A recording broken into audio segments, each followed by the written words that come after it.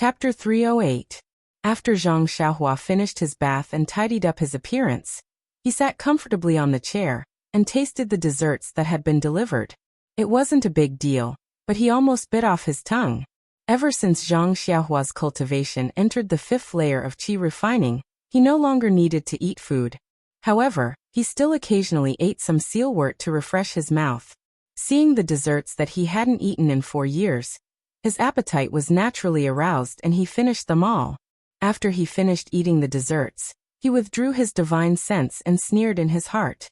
He closed his eyes and began to cultivate, no longer paying attention to the others. In the cabin downstairs, a dozen or so Xianrong faction disciples were arguing incessantly. No one was able to convince anyone. The majority, led by Bai Yonggue, unanimously believed that they should kill this youth of unknown origin here, and then throw him into the sea. On the other hand, the minority, led by Chai Feng, believed that even though there was a possibility that this youth would leak information, they had promised to bring him back to land after all. Furthermore, they had also made a poison oath. It was best to escort him back to the faction and let the sect leader make a decision. After arguing for a long time, Chai Feng gradually fell into a disadvantageous position. He was originally part of the minority and wouldn't argue with his fellow disciples over this youth. After all, he was a member of the sect and would have to live in the sect in the future. It was best to close one eye to things that he couldn't control. AI, how much can conscience be worth in this day and age? Seeing Chai Feng compromise, Bai Yonggue smiled. This time, they were able to obtain the sheepskin scroll from the deserted island.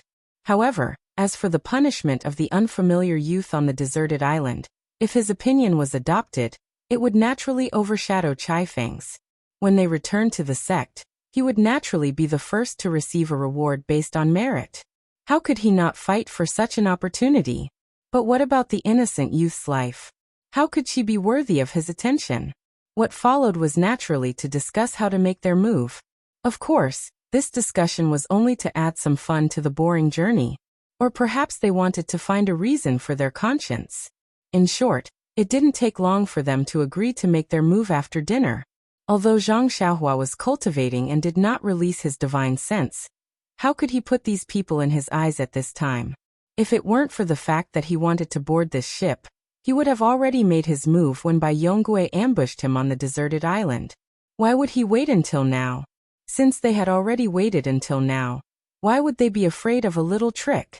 When it was already late, a sailor came up to invite Zhang Xiaohua downstairs for dinner. Zhang Xiaohua originally did not want to go downstairs, but with her spiritual awareness, she sensed that everyone downstairs was in high spirits, as if they wanted to watch a good show.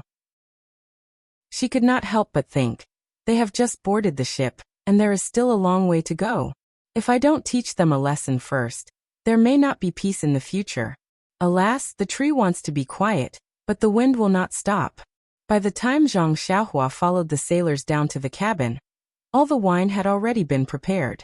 Although it was far from being as luxurious as the Southern Sea Flood Dragon Palace, it was still a rare sight on this vast sea. Just like before, there was no place for Zhang Xiaohua at the head of the table. There was only a place left for him at the end of the table. Moreover, when he came down, the banquet had already begun. How could there be an empty seat?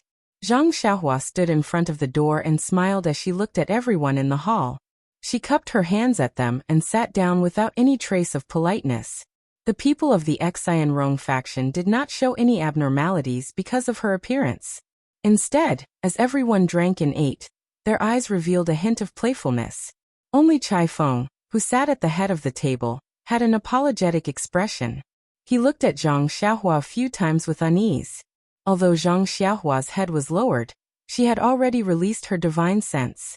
Everyone in the hall could see clearly. Moreover, this banquet had clearly stated that they wanted to thank her. However, they did not wait for her to come down before starting the banquet. They also did not introduce her to everyone. Clearly, they treated her like a dead person. Everyone's etiquette had been stripped away, leaving behind only naked ugliness. She sighed again. Alas! For some reason, Zhang Xiaohua sighed a lot more today. Was it because she was getting older? Zhang Xiaohua secretly scratched her head. Of course, after freshening up and taking a closer look, she realized that she was no longer the childish youth from 4 years ago. If she walked in front of Pulsatilawang now, he might not be able to recognize her.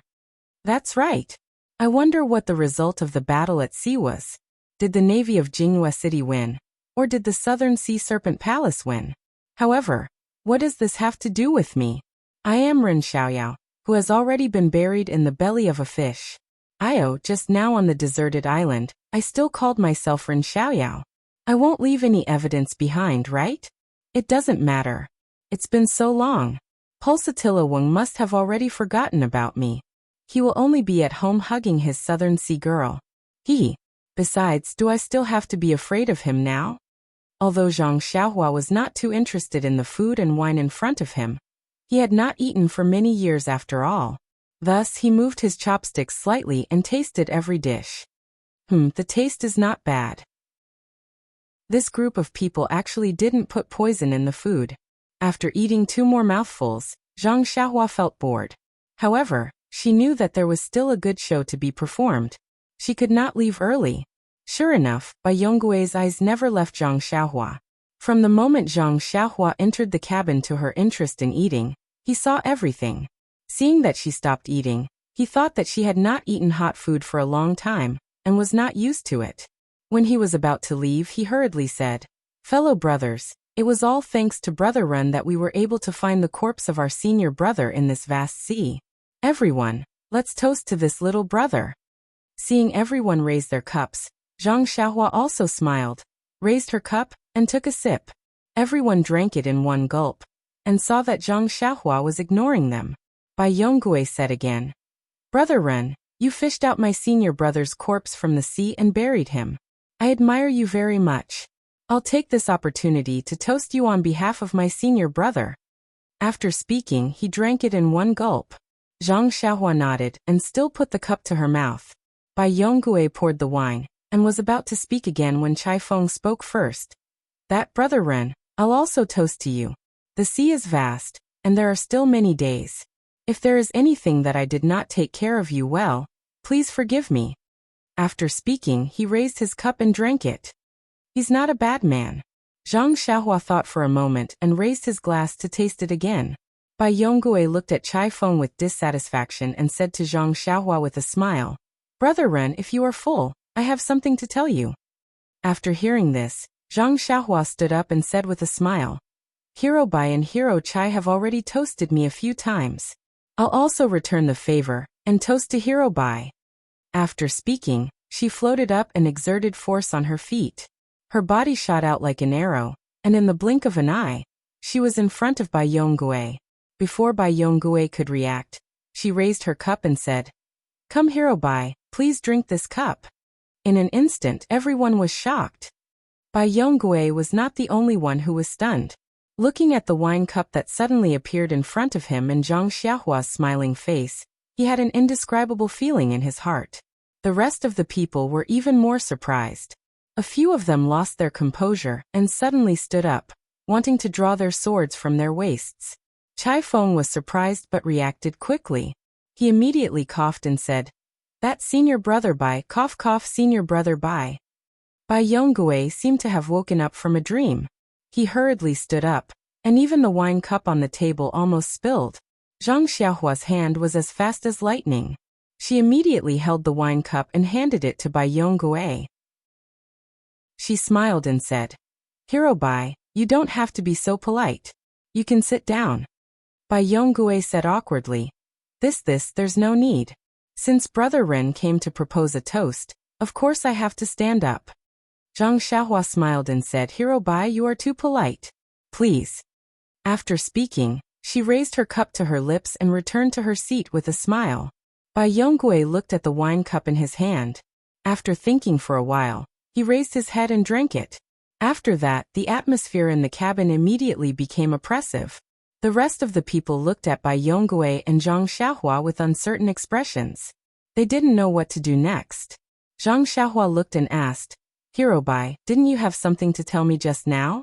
May I ask what it is?" Bai Yonggui seemed to be infected. He also coughed twice and said, "It's nothing big. It's just that we still have a long time on land. If there's anything, just tell us. Little brother, you have lived alone on a deserted island for so many years. If there's anything you're not used to, just tell us. Please tell us. Zhang Xiaohua cupped her hands and thanked him. Then I thank Hirobai. I'm used to living alone on a deserted island. I can't adapt to a crowded place for a while. In the future, I won't come down to eat. Please take care of me. After speaking, she cupped her hands at everyone. At this time, everyone no longer had the playful expression from before. They all stood up and said that they didn't dare. Then Zhang Xiaohua smiled and said, I just got out of trouble. My body is really weak. I have to leave first. Please enjoy your meal. After speaking, she cupped her hands and left the cabin. In fact, when he came out, he wanted to say, Hirobai, the road on the deserted island is uneven. I hope the road on the sea can be smooth. But after thinking about it, he felt that his lightness skill must have been enough to subdue this guy. So he didn't intend to draw legs on a snake. Back in the cabin, Zhang Xiaohua didn't release his divine sense as before. He believed that if people weren't too stupid, they wouldn't have any ideas about him. Of course, if there was really someone who didn't know what to do, he wouldn't be lenient. Zhang Xiaohua sat cross-legged and cultivated for a moment. Then he took out 2 primordial stones from his arms, one in each hand. Then his right hand made a gesture and kept changing. He drew out the primordial chi from the primordial stones and hid it on the 4 walls of the cabin. He didn't stop until his forehead was sweating. This was the result of Zhang Xiaohua's cultivation of restriction and formation. He could barely set up some simple restriction to protect himself. After setting up the restriction, Zhang Xiaohua held the primordial stones in his hand and closed his eyes to cultivate. Chapter 309. Zhang Xiaohua, on the other hand, waved his hand coolly and left. Everyone in the cabin was left speechless. The fellow sufferers of Shinrong sect looked at each other, not knowing what to say. That's right, in their eyes, this was just an ordinary boatman, an ant-like thing that they could crush with just a stretch of their hands. However, when they stretched out their hands, they suddenly realized that what was revealed in front of them was only a small toe, and what they saw was only a blurry leg. As for his entire strength, please, they didn't even have the time to see it clearly. At this time, Junior Brother Li opened his mouth and said, Senior Brother Bai, I see that this youth is only about 15 years old.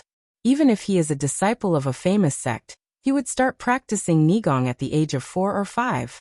At most, it would take 10 years. Based on what Senior Brother said this afternoon, this guy was only taught by a fellow martial artist. Even if he is lying, he has only practiced Nigong for 5 or 6 years. I estimate that his strength is only in Qinggong. If we really fight, he will definitely not be our opponent. Another lean man also shouted, Yes, Senior Brother, he is only one person. We have more than 10 brothers. Why should we be afraid of him? Chai Feng curled his lips and said, Bullying the weak with the strong, bullying the weak with the many. Bai Yonggui frowned and said, Everything should be done in the sect. How can we worry about such small matters? Another person asked, That's right, Senior Brother Bai. Can you confirm that this youth only knows Qinggong and doesn't know any other martial arts? Hearing this, Zhang Xiaohua's words on the deserted island suddenly appeared in Bai Yonggui's mind. 2 heroes, be careful. There are a lot of stones on the ground. Don't be like me. You must pay attention to your feet. Don't sprain your ankle. When he said this, wasn't he going to sneak attack him from behind? Could it be? Could it be that he already knew? He purposely used the corpse to block my sword? In an instant, a layer of sweat appeared on Bai Yonggui's forehead. His heart felt weak and he felt cold. If that's the case, then isn't this youth very scary? Seeing that Bai Yonggui's expression was not right, the lean man said, Senior Brother Bai, what's wrong? Are you scared? You were just careless just now. If you were really facing an enemy, how could you let him get close to you? Bai Yonggui looked at everyone in the hall and rolled his eyes. He smiled and said, It's fine. Brothers, I was just careless just now. What Junior Brother you said makes sense. How about this? We'll hand this difficult task to Junior Brother you. He then rubbed his chin and said, Junior Martial Brother you. If you can handle this matter well, I will definitely tell the truth in front of the sect leader, and give you the greatest credit. What do you think? When the lean man heard this, he was overjoyed. He immediately stood up and said, Senior Bai, are you telling the truth? Bai Yonggui smiled and said, We're brothers, why would I lie to you? Junior Marshal brother, you said. Well said. Since it's like this, I'll go and bring that guy's head over to accompany Senior Marshal brother Bai's wine. As he spoke, he was about to leave his seat. At this time, a short and fat man beside him hurriedly tugged at his clothes and gave him a look. Junior brother, you was not an impulsive person. Seeing the junior brother who was close to him give him a hint, his heart trembled. He then looked at the other senior brothers, and found that they all had an indifferent look on their faces. Some of them even had ridicule in their eyes. He immediately understood what was going on. He stopped walking and smiled apologetically. Senior brother Bai, I think it's better to forget about it. This little brother came out this time only to help senior brother. You can eat the meat, but you can give this little brother some soup to drink. This merit should be decided by senior brother. This little brother will just wave the flag and shout from the side to support you. Bai Yonggui said unhappily. Junior Marshal brother, Yu's words are wrong. The sect leader has said that no matter if it's a white cat or a black cat, as long as it can catch mice, it's a good cat. It doesn't matter if you're a senior marshal brother or a junior marshal brother. As long as you can contribute to the sect, you're a good disciple. I'm only bringing you out. The reward will still depend on your performance. I won't block your path for myself. I think I'll leave this matter to you. Junior marshal brother, you hurriedly said. Senior marshal brother Bai is too modest. I've always followed senior marshal brother's lead. This time, I won't steal senior marshal brother's glory. Right, if senior marshal brother isn't willing to lower yourself to do it, I think junior marshal brotherly should do it. He's already seen through this youth's strength and must have a card up his sleeve. When junior marshal brotherly heard this, he was greatly angered and thought to himself, this bastard is really hateful. I was just casually flattering senior marshal brother Bai. You're the one who stood up to take credit, but when you see that the wind is blowing in the wrong direction, you push it to me? Who doesn't know that the youth's qinggong is powerful, and that he can easily get close to us? If he has a long sword in his hand, his swings and thrusts will catch us off guard. Even senior marshal brother Bai, with his high martial arts, fell for it, let alone us. If he really gets angry and wants to fight to the death, he'll definitely be able to drag a few of us down with him. This is still a situation where we're surrounded. If it's one-on-one, wouldn't the situation be even worse? Who would be stupid to be a bird that sticks its head out like this? Then he immediately stood up and said, Senior marshal brother, I'm only making a logical judgment. Senior marshal brother doesn't need to take it seriously. Just treat it as a fart.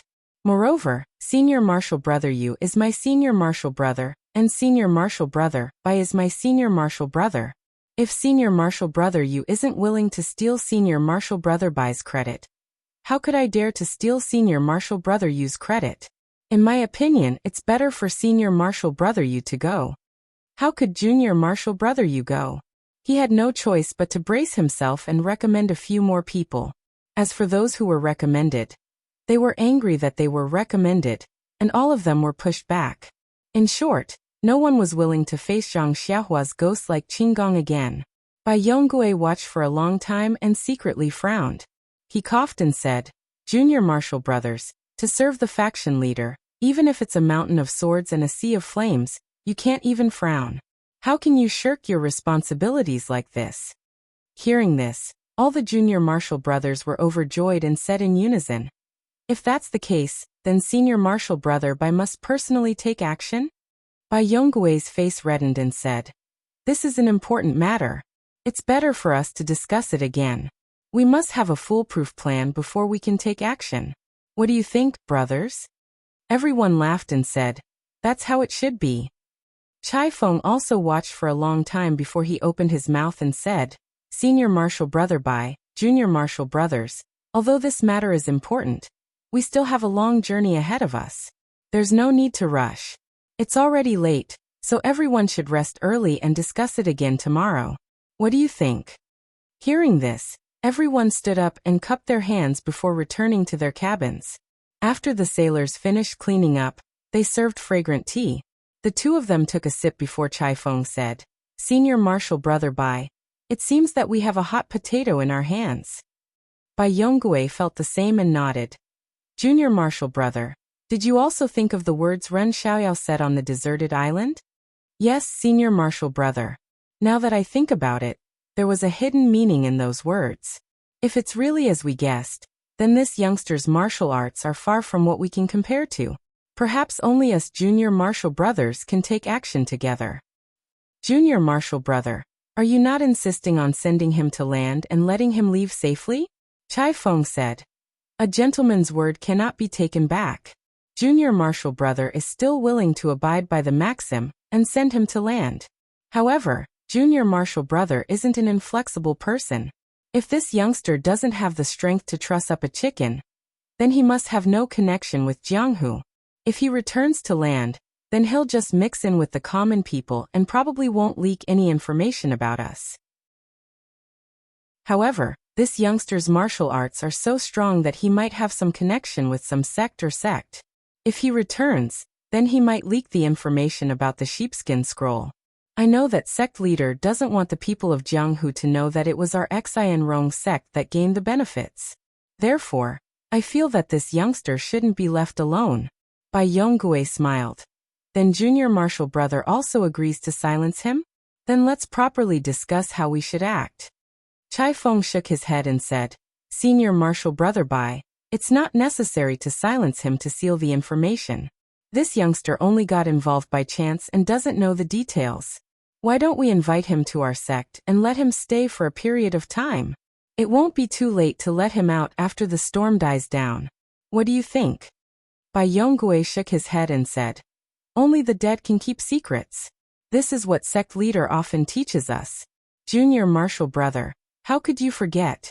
Moreover, this guy's martial arts are so strong that he might be a spy from another sect. If we bring him back and there's a problem, wouldn't we be inviting a wolf into the house? I think Junior Marshal Brother's idea is too conservative." Chai Feng sneered.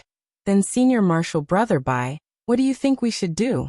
This youngster's qinggong is superb. Although I don't know how good his other martial arts are, just today's move alone shocked everyone present. The other junior martial brothers don't dare to face him alone.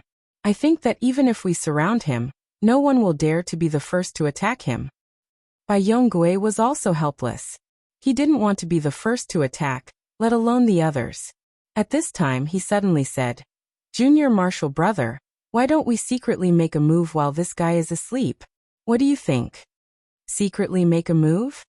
Chai Feng snorted and said, "Didn't you see how careful he was? He didn't even eat a few mouthfuls of the banquet. It was as if he was afraid of putting something in the dishes. He has lived on the sea for many years and has seen many things. Believe it or not, he definitely won't sleep peacefully tonight. Who knows, he might even be waiting for us to come."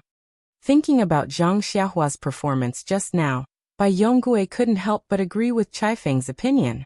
For the time being, he dismissed the idea of a night attack. Regarding Zhang Xiaohua, this youngster who he didn't know the depth of his martial arts, he didn't want to be in a hurry to shed all pretense of cordiality. Along the way, there was still plenty of time and opportunities. It was better to first stabilize this guy. Maybe an opportunity would appear, and he would be able to dispose of him without shedding a drop of blood. Thus, the two chatted for a while before returning to their cabins to rest. Chapter 310. For the next few days, the elite disciples of the Xian Rong sect continued to stare at each other, unable to come up with any good ideas. After all, they had never practiced a siege formation. If they were to attack like a swarm of bees, no one could guarantee that they would be able to completely dodge the youth's outstanding qinggong. Even if they had been taught to give up for the sake of everyone in the sect, who would be willing to give up their lives in front of a real situation? As for Zhang Xiaohua, it was just as Chai Feng had expected. He was really an experienced sea runner. Ever since he met everyone for the first time, he did not show his face again. All of his daily food needs were sent to the cabin by the sailors. Bai Yonggui had invited him a few times, wanting to find out more about him, but he had been rejected with the excuse that he had just left the deserted island, and was not feeling well. Even when the sailors delivered food, they only ate a little bit of staple food and drank a little bit of water. The rest of the meat and fish were not touched at all. This also destroyed the thoughts of some people who wanted to poison the food. In fact, Zhang Xiaohua had already abstained from eating, so it did not matter if he ate or not. However, if he really did not eat or drink in front of the people of the Xian Rong sect for a few days, then he might really be seen as a monster. They might even take advantage of his hunger and thirst to kill him. Wouldn't that disrupt his plan of hiding his strength? Zhang Xiaohua also really did not want to fall out with the people of the Xian Rong sect before they returned to land. The more Zhang Xiaohua acted like a hedgehog that no one could bite, the more Chai Feng felt that his judgment was correct. He was just an innocent sea runner. On the other hand, Bai Yonggui was even more anxious. The supplies on the ship were limited, so he could not delay the ship from docking.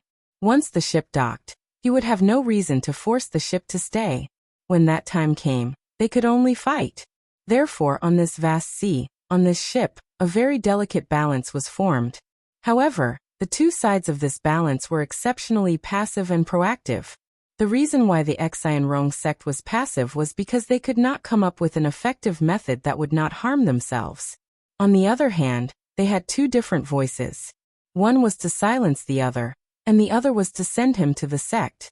Although these two businesses were to prevent information from leaking out, the process and results of the implementation were completely different. The reason why Zhang Xiaohua took the initiative was that although he knew that the Xian Rong sect had evil intentions towards him, he only wanted to take the ship back to land. Just as Zhang Xiaohua thought. As long as I am careful and don't give you a chance, I don't believe that you will never reach land. And when you reach land, haha. Of course, the main reason why Zhang Xiaohua took the initiative was because of his powerful martial arts. The people of the Xian Rong sect had only seen his superb qinggong, and did not know the depth of his martial arts. However, Zhang Xiaohua knew clearly that even if he used his qinggong to fight with them with a small sword in his hand, these people would definitely not be able to harm a single hair on his body. Not to mention, as long as he stayed in the cabin and used his divine sense to drive the small sword, he would be able to kill people like a ghost. Since the balance of power was in his hands, Zhang Xiaohua naturally led a carefree life. His cultivation was similar to when he was on the deserted island. However, in order to maintain an abundance of essential qi and deal with any unexpected situations, he temporarily stopped cultivating the blood of jade elixir core.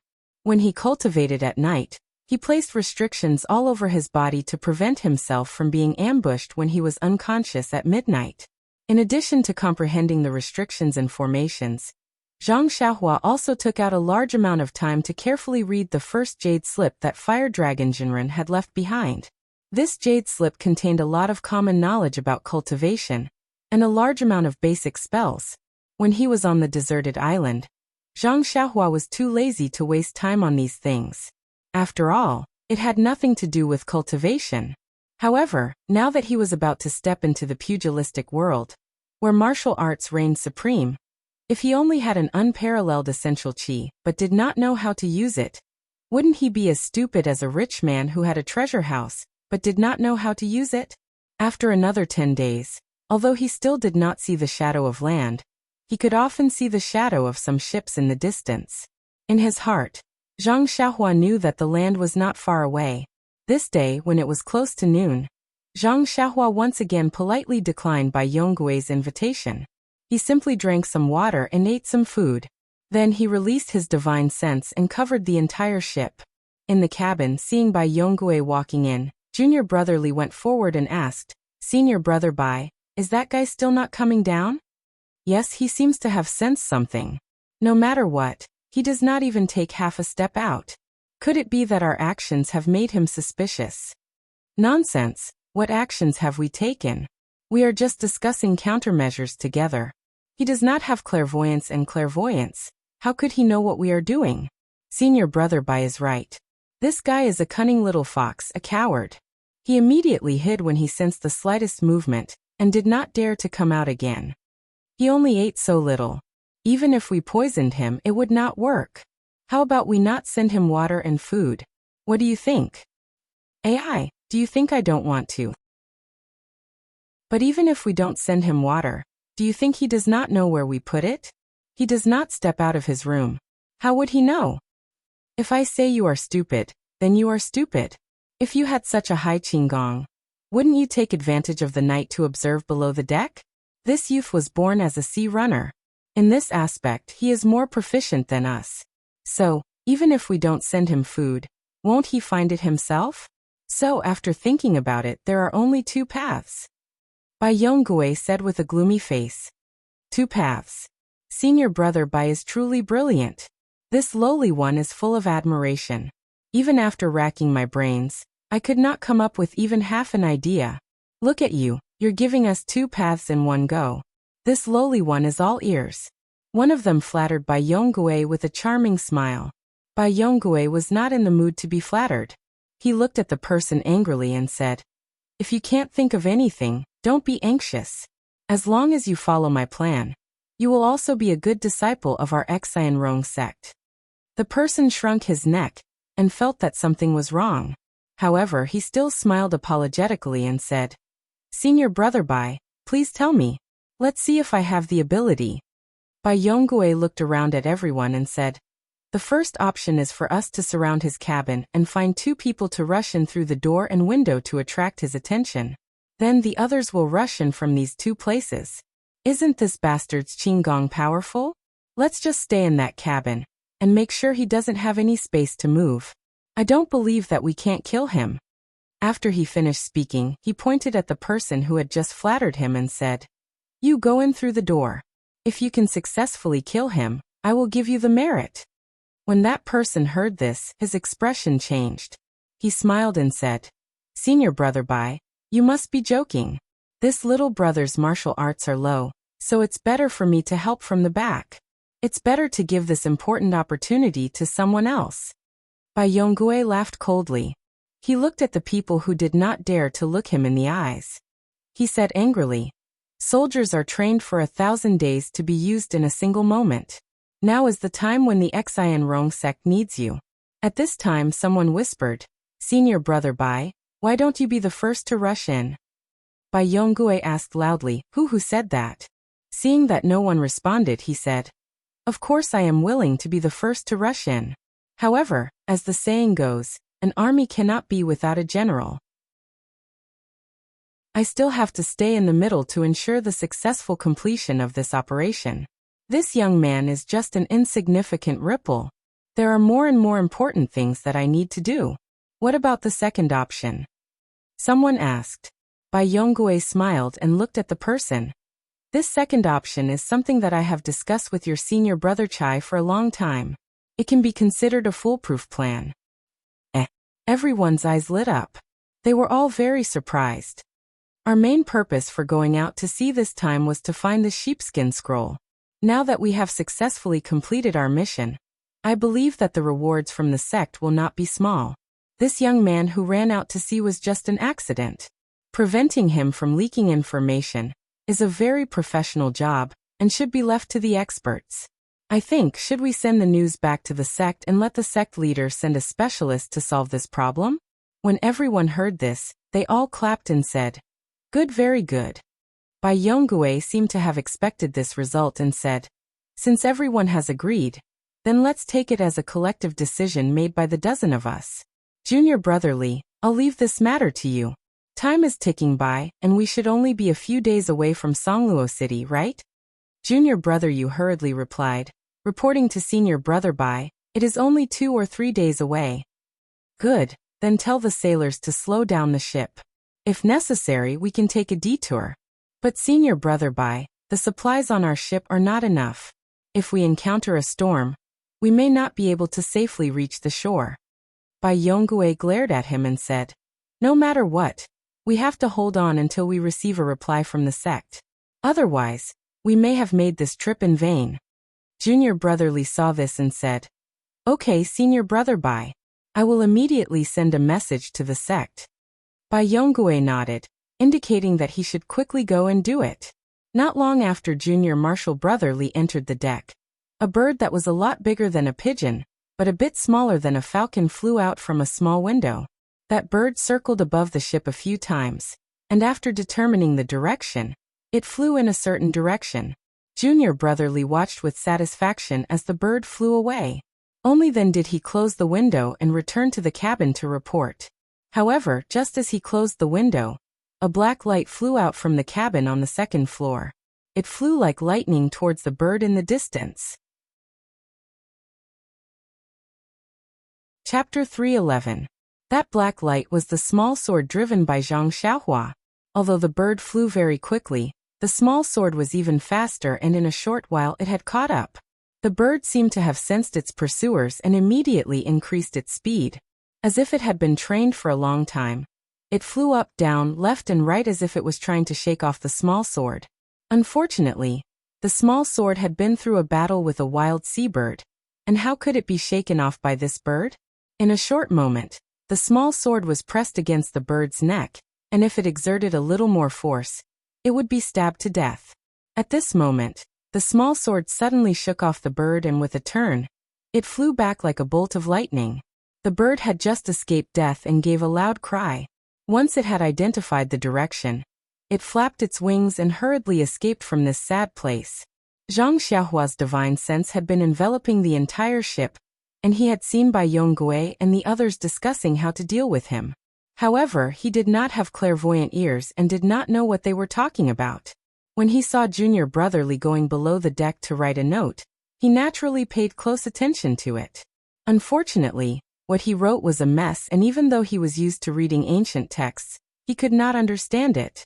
It was only when Junior Brother Li released the bird that he felt that the note might be unfavorable to him, and without hesitation, he released his flying sword with the intention of intercepting the bird midway. But the moment he made his move, he hesitated. Who knew if what was written on the note was related to him? He was only playing the role of a young boy who was running on the sea. It was just that he happened to be on the deserted island at the right time. The skills he showed on the first day were enough to frighten them. Moreover, along the way, he didn't see them pick up their weapons and do anything to him. Was he being too careful? Furthermore, he did not understand the contents of the note. If this note was related to matters regarding the ship's docking, and he had intercepted it, the Xianrong clan would not be able to receive the information on the note, and if it delayed the ship's docking, wouldn't he be painting feet on a snake? Therefore, after weighing the pros and cons, Zhang Xiaohua decided to withdraw her flying sword and stay still. Junior Brother Li didn't know that his actions of writing the note and releasing the birds had been seen clearly by others. Their birds, which they thought were very secretive, were almost intercepted by others. They even happily returned to the cabin and reported to Bai Yonggui. When everyone heard that the bird had flown out, they all felt as if a huge rock had been lifted off their shoulders. They laughed and chatted for a while, recalling the hardships they had gone through on this voyage, and looking forward to the rewards they would receive when they returned. Only then did they all return to cultivate. Zhang Xiaohua watched as everyone laughed and chatted happily for a while before dispersing as usual. They didn't come up with any weapons. She couldn't help but feel puzzled. Could it be that she was thinking too much? The ship traveled on the sea for another 3 days.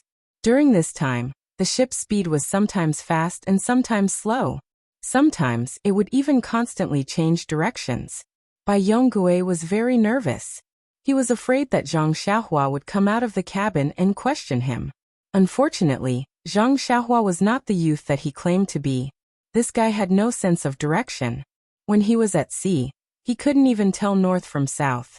How would he know that the ship was going in circles? Even if it was sometimes fast and sometimes slow, he would only think that it was normal.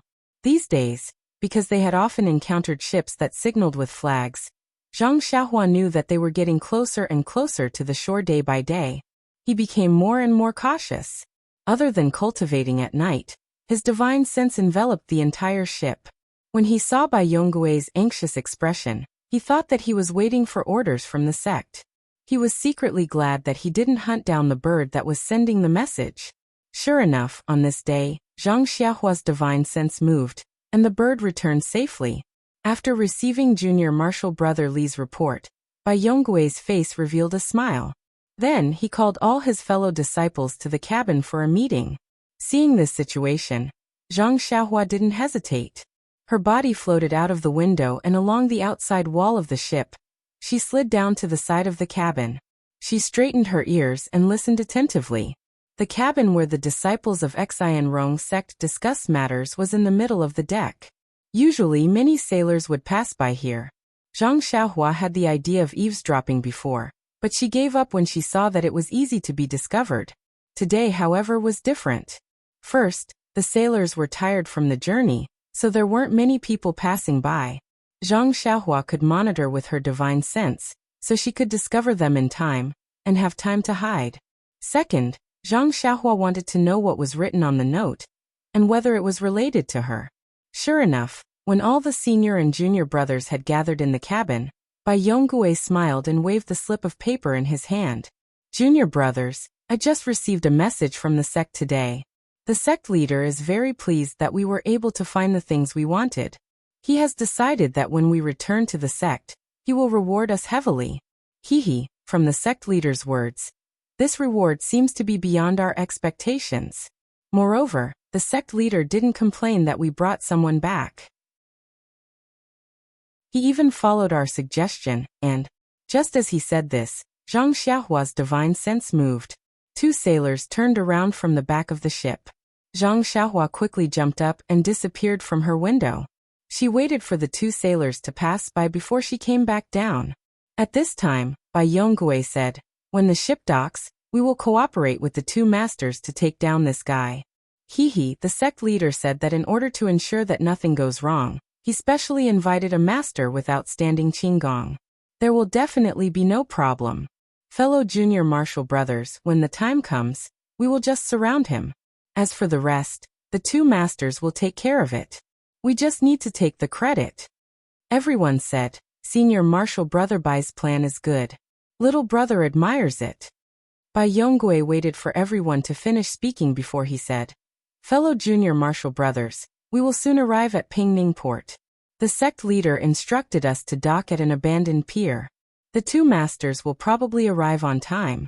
Everyone should go back for the time being. Have a good rest and recuperate your true qi. When the time comes, we will do our best for the foundation of the sect.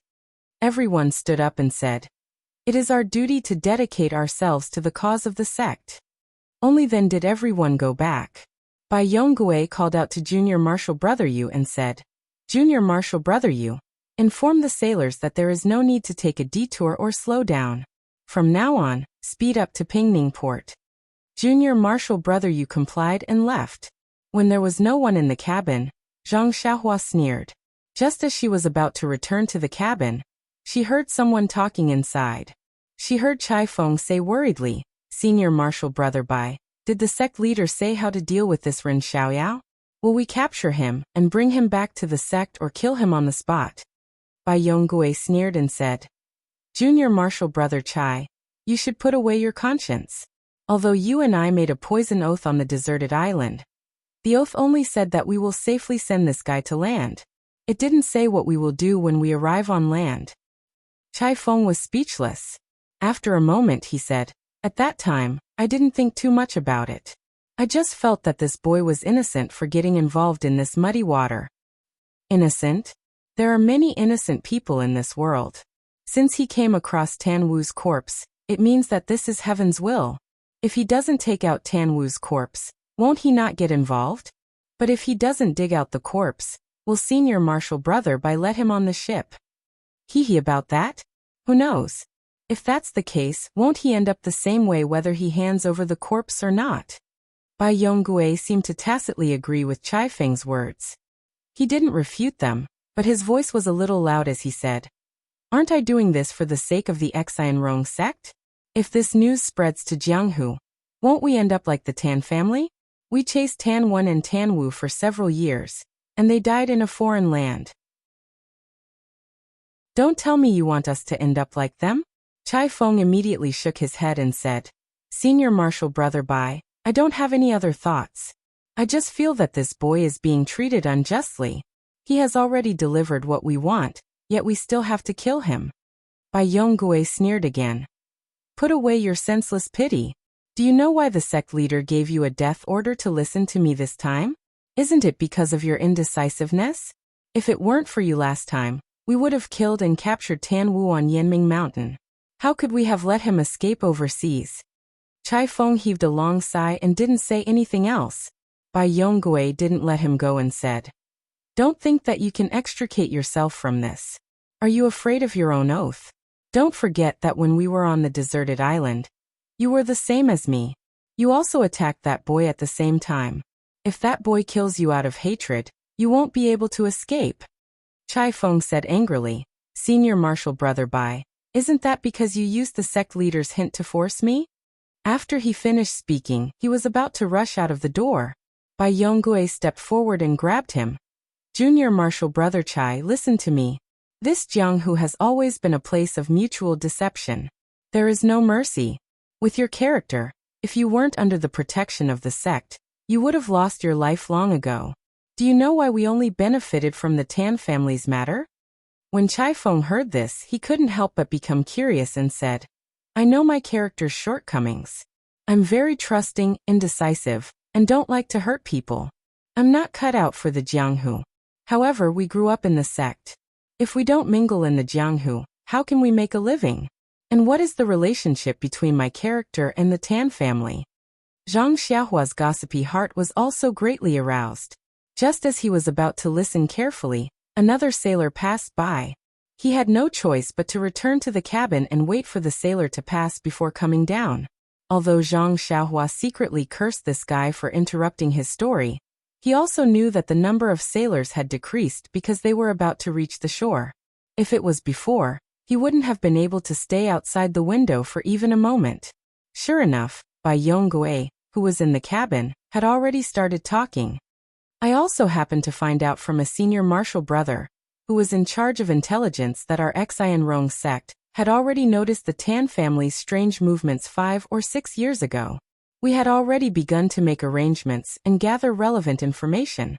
However, the Tan family was a large martial family. Outsiders rarely entered, so it was extremely difficult to find out any information. Only one of the senior martial brother's disciples, who disguised himself as a jade shopkeeper, was able to establish a little bit of contact with a young master of the Tan family who liked jade." Chapter 312. Chai Feng didn't understand and asked, "What does this have to do with my personality?" Bai Yonggui ignored him and continued, "This Tan family's third young master became familiar with our shopkeeper after a while, and our shopkeeper happened to have a cousin who was as beautiful as a flower in jade. Tell me, how could this Tan family's third young master not fall into the trap?" Although this Tan family's third young master didn't like women, the temptation of having a close female friend was always there. People don't always say that it's enough to have a close friend. If it's a close female friend, it's even rarer. This Tan family's third young master also thought that his luck was against heaven's will to meet a close friend who could talk to him. He gradually became defensive, and in the end, he told him everything he knew. He almost told him that he wet his bed when he was 3 years old. Unfortunately, this third young master Tan is a good-for-nothing disciple of the family. Above him are the eldest young master and second young master, both of whom are elites of their time. However, even though the information he provided was limited, it still allowed the gang leader to obtain a lot of useful information. Let's not talk about the Tan family obtaining the sheepskin scroll. The gang leader had no choice but to report it. However, no one would have thought that the sheepskin scroll was hidden in Tan Wen and Tan Wu's bodies. These two are only side branches of the Tan family. When the Tan family was exterminated, they were lucky enough to escape the calamity.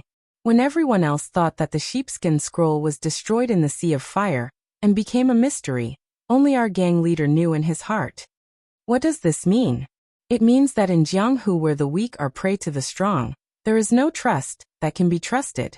Even if you think of a close friend, he may betray you for some benefit, or even deliberately approach you. That Tan family's third young master still doesn't know that he's just a backup plan left behind by the gang leader.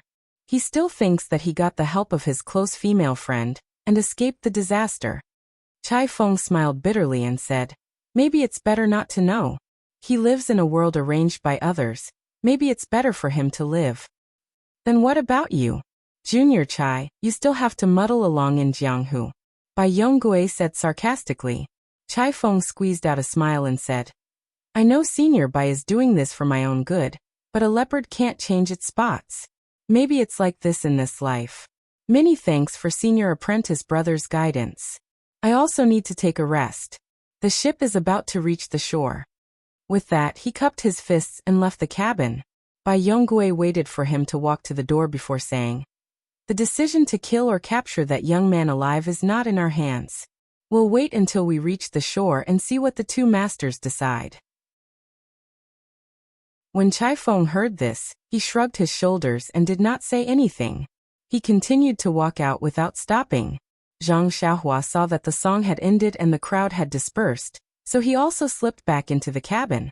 At first, he hated Bai Yonggui to the bone, and was prepared to find an opportunity to kill him when they reached the shore. However, after hearing Bai Yonggui's heartfelt words to Chai Feng, his heart was moved. From their point of view, killing me to silence me may be the best way.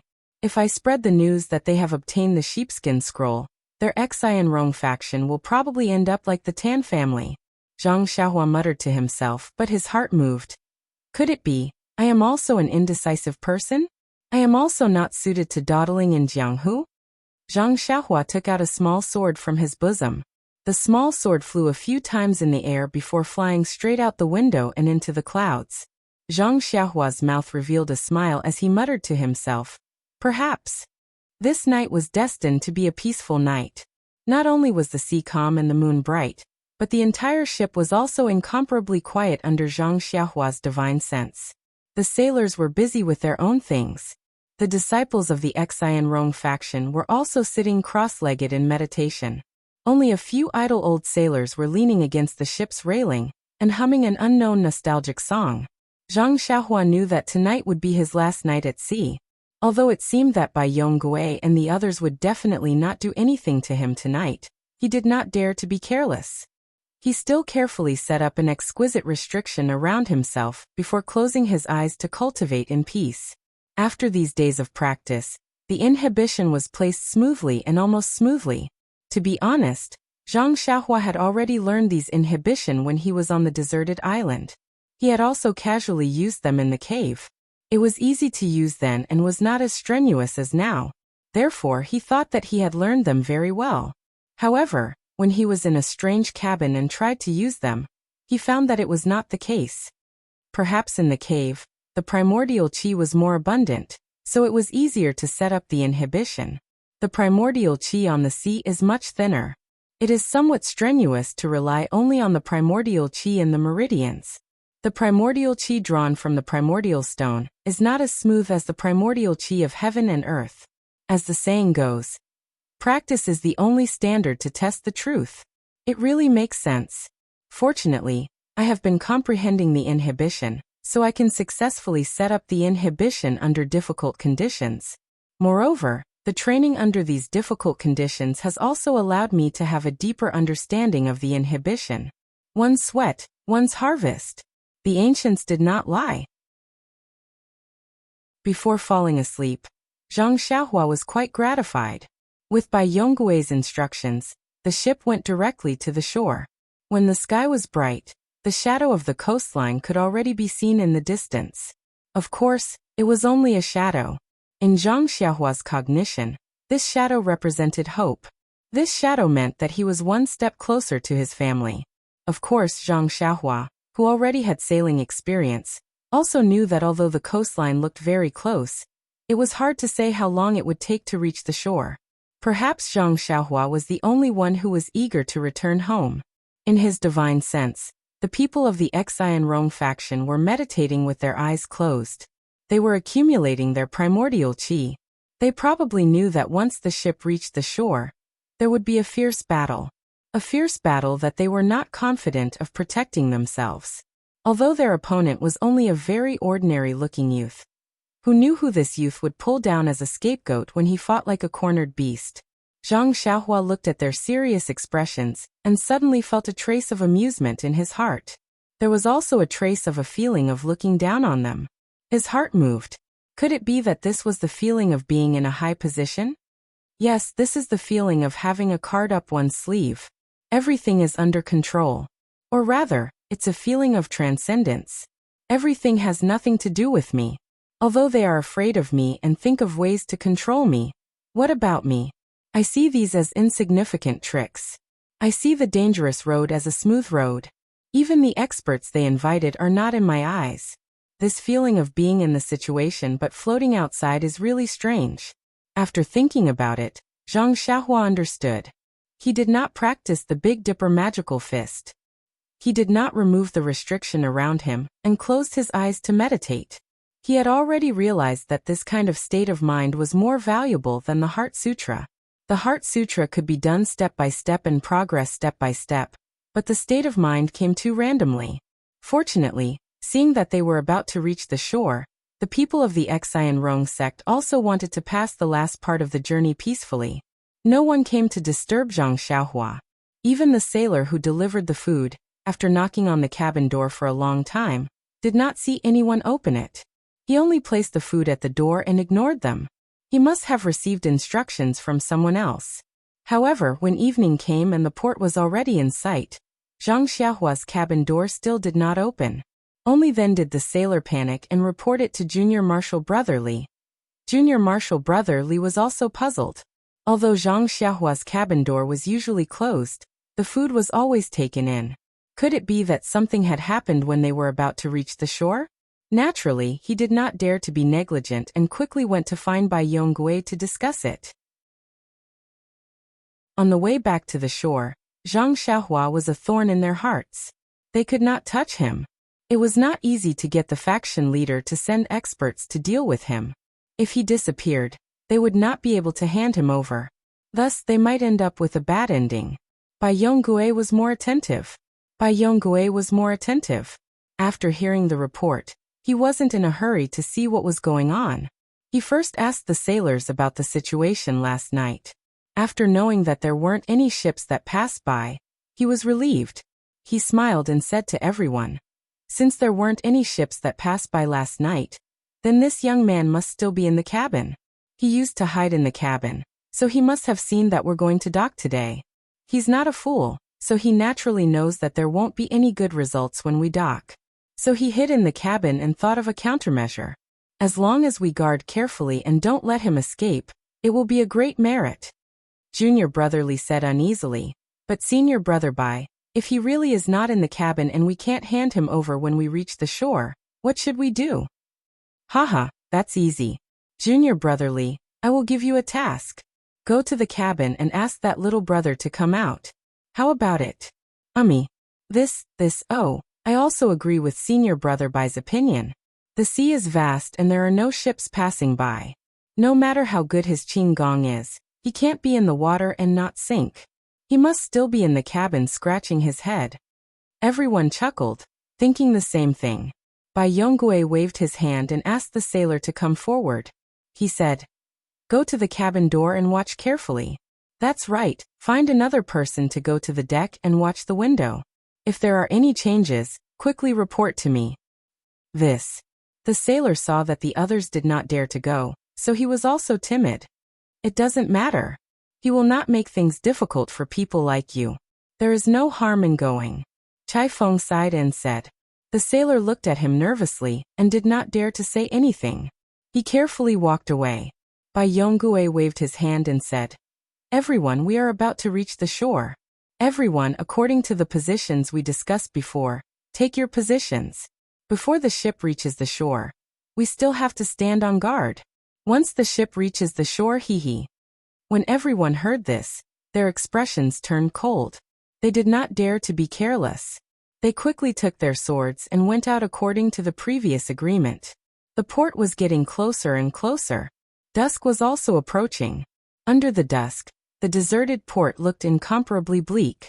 Today, however, was different. There were already a few people standing on the shore, looking up. Chapter 313. This pier used to be a good harbor. Large and medium-sized ships could directly dock at the shore. It used to be very lively, but in recent years, it had become deserted, which was very strange. However, businessmen valued profits.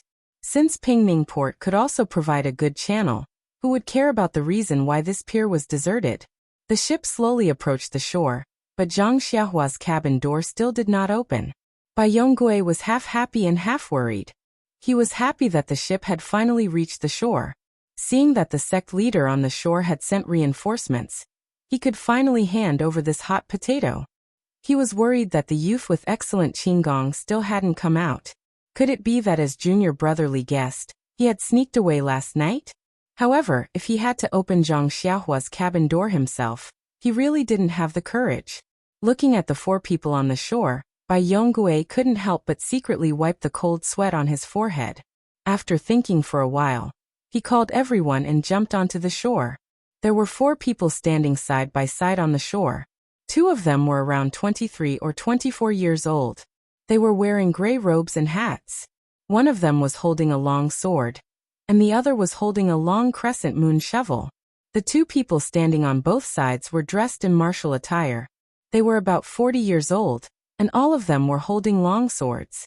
Although the 2 people were old, they seemed to be very respectful to the 2 people in the middle. They lowered their heads and said something. Of the 2 people in the middle, one closed the door and didn't say anything. The other one replied occasionally. They weren't arrogant, but they were extremely indifferent. Bai Yonggui led everyone to the shore. He first saluted the 2 young people in the middle and said, "Greetings, masters." One of them nodded, and the other still closed his eyes and ignored him. Then Bai Yonggui saluted the 2 men in martial attire and said, "Li Li Deacon Chun, you came in person." The dark and fat man laughed and said, "Little Bai, don't call me Hall Master. It's better to call me Vice Hall Master Li." Bai Yonggui smiled and said, "Li Li is a good name. If this trip goes smoothly, I think Li Li will definitely go one step further. I'm not wrong to call you that." "Good, Xiao Bai. I like what you're saying. Your contribution this time is not small. I won't forget it. Also, the people behind you will all be heavily rewarded."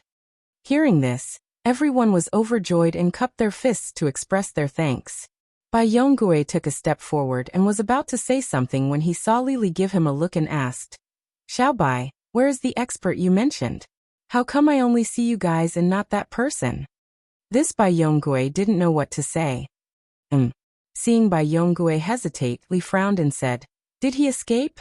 Bai Yonggui hurriedly explained, "Mr. Li, it's a misunderstanding. We're keeping a close eye on him. Why would we give him a chance? That's strange.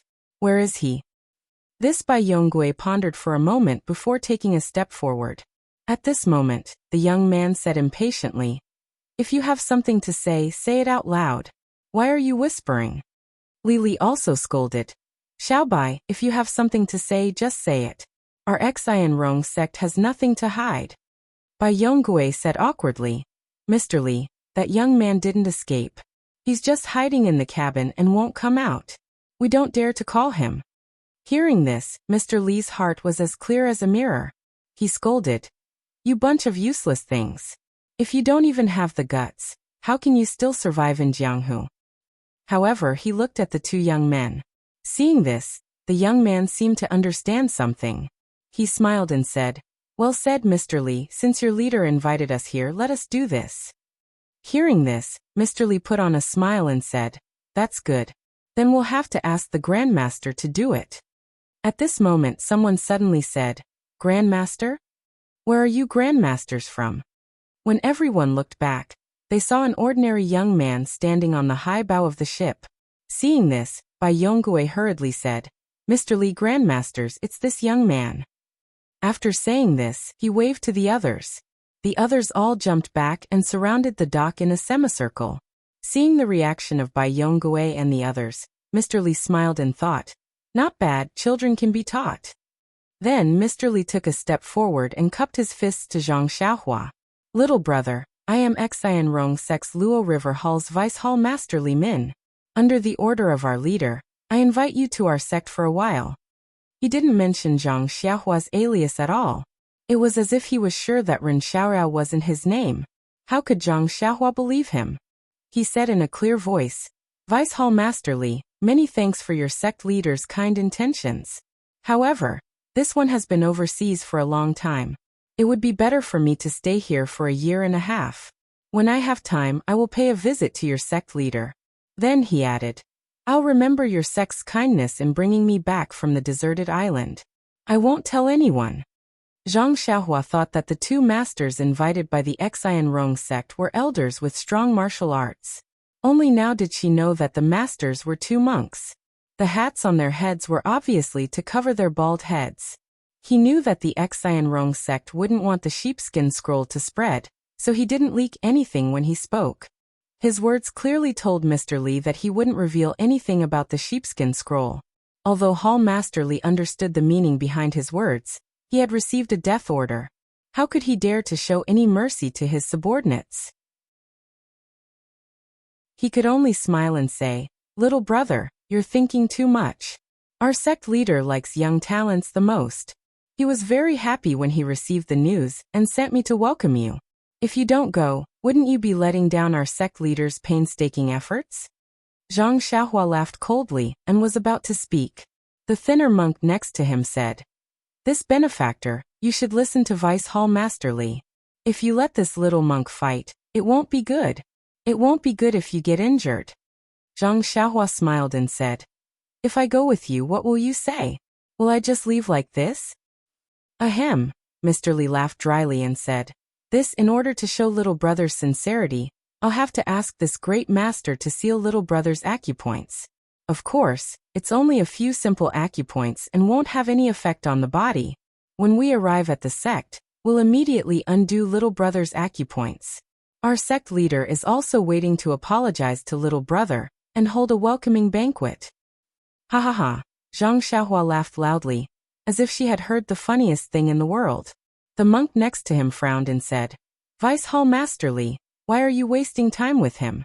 Just directly take him down. Try peaceful means before resorting to force. Try peaceful means before resorting to force. Mr. Li explained. After Zhang Xiaohua finished laughing, she was about to speak when she heard a clamor from the side. Zhang Xiaohua looked up and saw that it was a crow on a huge weeping willow on the shore. Even with so many people, the crow didn't fly away. It was a strange thing. Zhang Xiaohua rolled her eyes and said loudly, Where did this crow come from? It's so noisy, it's really unpleasant to hear. After she finished speaking, she stood up and held a long sword in her hand. From the high ship, she directly flew towards the weeping willow. Seeing this, the skinny monk's eyes lit up and praised, Good Qinggong. At this time, the monk who had his eyes closed also opened his eyes. His eyes flashed for a moment before he closed them again. The huge weeping willow was outside the encirclement of the Xian Rong sect people. When Bai Yonggue saw Zhang Xiaohua jump out, he led everyone to follow Zhang Xiaohua's figure and flew outside. When Zhang Xiaohua landed, she was right next to the weeping willow, but she was still surrounded by people. Seeing this, Zhang Xiaohua wasn't nervous. Her right hand exerted force and stabbed her long sword into the ground. She looked at Mr. Li and smiled. This crow is very noisy and always says some nonsense. Watch how I deal with it. After she finished speaking, she walked to the side of the weeping willow. She bent down and wrapped her arms around the thick trunk. The trunk was very big and Zhang Xiaohua couldn't even wrap her arms around half of it. However, Zhang Xiaohua didn't mind. She took a deep breath and shouted, Rise! Then he exerted a little strength with his arms, and the ground shook. The huge weeping willow was pulled up a few inches. The weeping willow was huge, and its crown was the size of a few houses. The roots under the tree were even denser, almost covering the entire dock. Zhang Xiaohua exerted his strength, and it was tantamount to causing a small earthquake in the dock. Zhang Xiaohua originally wanted to pull out the entire weeping willow. However, after pulling out a few inches, she found that the roots were too big. Although she was strong, she couldn't pull it out completely. Thus, she changed her mind and pushed. The weeping willow fell crookedly to the ground. The nest on the tree fell to the ground, and the crow naturally flew away. After pushing down the weeping willow, Zhang Xiaohua clapped her hands and said, With this, the world is finally peaceful. Seeing this scene, the dozen people from the Xian Rong sect who surrounded her were all dumbfounded. Their eyeballs almost fell to the ground. As for the 4 people outside the encirclement, The two leaders were dumbfounded as they looked at the huge tree that had fallen to the ground in disbelief. The monk who had his eyes closed also opened his eyes. His eyes were burning with passion. Only the skinny monk was surprised and had a hint of regret. I thought that this young man was going to use his qinggong to kill the crows. I didn't expect him to be so crude. Although his strength is ridiculously great, if I had known he would be like this, I would have taken the opportunity to go up and seal his acupoints. His idea was reasonable, but how could Zhang Xiaohua not have thought of it? This was also the reason why he pushed down the weeping willow when he saw that he couldn't pull it out. In this short period of time, with Zhang Xiaohua's ethereal steps and with the help of her divine sense, how could she be afraid of a sneak attack? Seeing that the wharf was silent, Zhang Xiaohua was very satisfied. She smiled and said, "The crow is gone. Everyone has calmed down. Can I go now?" Li managed to fix his dislocated jaw with difficulty. He stuttered. This, master. He didn't know the martial arts of this ordinary young man, but the strength of his arms had long exceeded his imagination. In a moment he could only ask the monk beside him for help. Chapter 3:14. Before the thin monk could speak, the monk with his eyes closed stepped forward with the crescent moon spade in his hand and shouted, "Benefactor, you are quite strong. Let me have a taste of your strength." Zhang Xiaohua was furious when he saw this. Along the way, he had first dodged by Yonggui and Chai Feng's sneak attacks on the deserted island. Then, he had used his lightness skill to intimidate the people of the Xian Rong sect. He had even hidden in the cabin and refused to see them. Just now, he had used his strength to pull out the weeping willow. He had endured it again and continuously intimidated them. He wanted to tell them that he was not afraid of them. He just did not want to cause trouble and wanted to go home quietly. But what about the people of Xian Rong sect? Since they failed to silence him, they asked for help. They even let him seal their acupoints and go with them. It was obvious that they wanted to kill him. The people of the Xian Rong sect were shocked when they saw how much effort he put in to topple the tree. Now this monk was standing up for them. It seemed like they wouldn't give up until they hit a wall. If he didn't teach them a lesson, they wouldn't know that Lord Ma had 3 eyes. Zhang Xiaohua watched the monk walk into the encirclement and sneered. "Since you want to fight, let's fight. First, introduce yourself." The monk held the crescent moon spade and said proudly, "This monk is from the Dalan Temple, Yuan Shan." Dalan Temple? Zhang Xiaohua frowned. He did not know much about Jianghu. When he heard the monk, the first thing he thought of was the Dalan Temple. However, isn't the Dalan Temple a famous sect in Jianghu? Why is it involved with the Xian Rong sect? Killing people and robbing them of their treasures is obviously despised by Jianghu. Why is the Dalan Temple involved? However, Zhang Xiaohua was furious. He did not care whether he was from the Dalan Temple or the Shaolin Temple. When Yuan Shan came over with the crescent moon spade, he laughed and said, Good. After that, he pulled out the long sword that was stuck in the ground beside him and leaped forward. He raised his sword and slashed downwards. He shouted, "Monk Yuna, eat my sword." Zhang Xiaohua had only learned the nameless swordsmanship. If he used a sword that weighed thousands of kilograms, he would be able to lift it as if it was light, but it would lose its lightness. Zhang Xiaohua had not learned any other swordsmanship. However, since the pulsatilla could use a soft sword to chop, why couldn't he use a long sword? Of course, this move of his was very similar to the mountain-splitting strike. Monk Yuanshan saw that Zhang Xiaohua's sword was coming at him, and his body was full of openings. He originally wanted to use the crescent moon shovel to greet the openings on his body, but when he heard the sound of the sword whistling through the air, he knew that even if he succeeded in one move, when the sword reached his body, his brain would inevitably burst open. His heart could not help but tremble. With a loud shout, he actually raised the crescent moon shovel with both hands and welcomed Zhang Xiaohua's sword. In Yuan Shan's mind, his crescent moon spade, which was as thick as a duck's egg, was naturally at an advantage. He estimated that the long sword would be retracted before it reached his head. However, at that moment, the long sword and the crescent moon spade collided. At first, when Yuan Shan saw that Zhang Xiaohua did not retract his move, he was secretly delighted. Although the long sword was still a sword embryo and had not been sharpened, how could it be compared with his crescent moon spade? Wouldn't it be knocked away by him? However, in an instant, an extremely abundant and huge force that he had never encountered before came from the crescent moon spade in his hand. It was as if a huge mountain was pressing down on him. Yuan Shan's eyes widened and his face turned ashen. He clenched his teeth and used all the strength in his body to resist. In everyone's ears, they heard a loud crack sound. Yuan Shan was actually half a head shorter, and his whole calf sank into the ground. Then, with a puff sound, Yuan Shan spat out a mouthful of blood and shouted, "Good." The strength in his hand weakened by half. Then, with another puff sound, he spat out another mouthful of blood and said, "Good." The crescent moon spade became a little shorter again. Yuan Shan's arm trembled slightly. Then, with another puff sound, he spat out another mouthful of blood and said, "Good." The crescent moon spade also fell to the ground with a clang sound. Yuan Shan spat out 3 mouthfuls of blood and his body collapsed. Unfortunately, his whole calf had sunk into the ground, and he could not fall down even if he wanted to. Zhang Xiaohua's long sword fell on the top of Yuan Shan's head. When the thin monk not far away saw this, he was shocked and shouted, "Don't take my senior brother's life." Before he finished speaking, the monk had already stabbed the long sword in his hand towards Zhang Xiaohua's glabella. His lightness skill was like an arrow leaving the bowstring. Even Zhang Xiaohua was shocked when she saw it. Unfortunately, with Zhang Xiaohua's divine sense, she had already seen the long sword's momentum. When the long sword reached her body, she slightly tilted her head and dodged. The long sword missed. The thin monk was also outstanding. When he saw the long sword miss, he first used a sword flower to protect his body.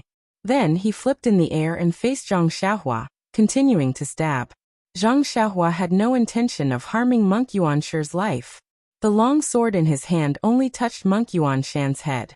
Soon after, he did a somersault and floated high into the air, dodging the long sword once again. He casually threw his long sword at Chai Feng, who was surrounding him.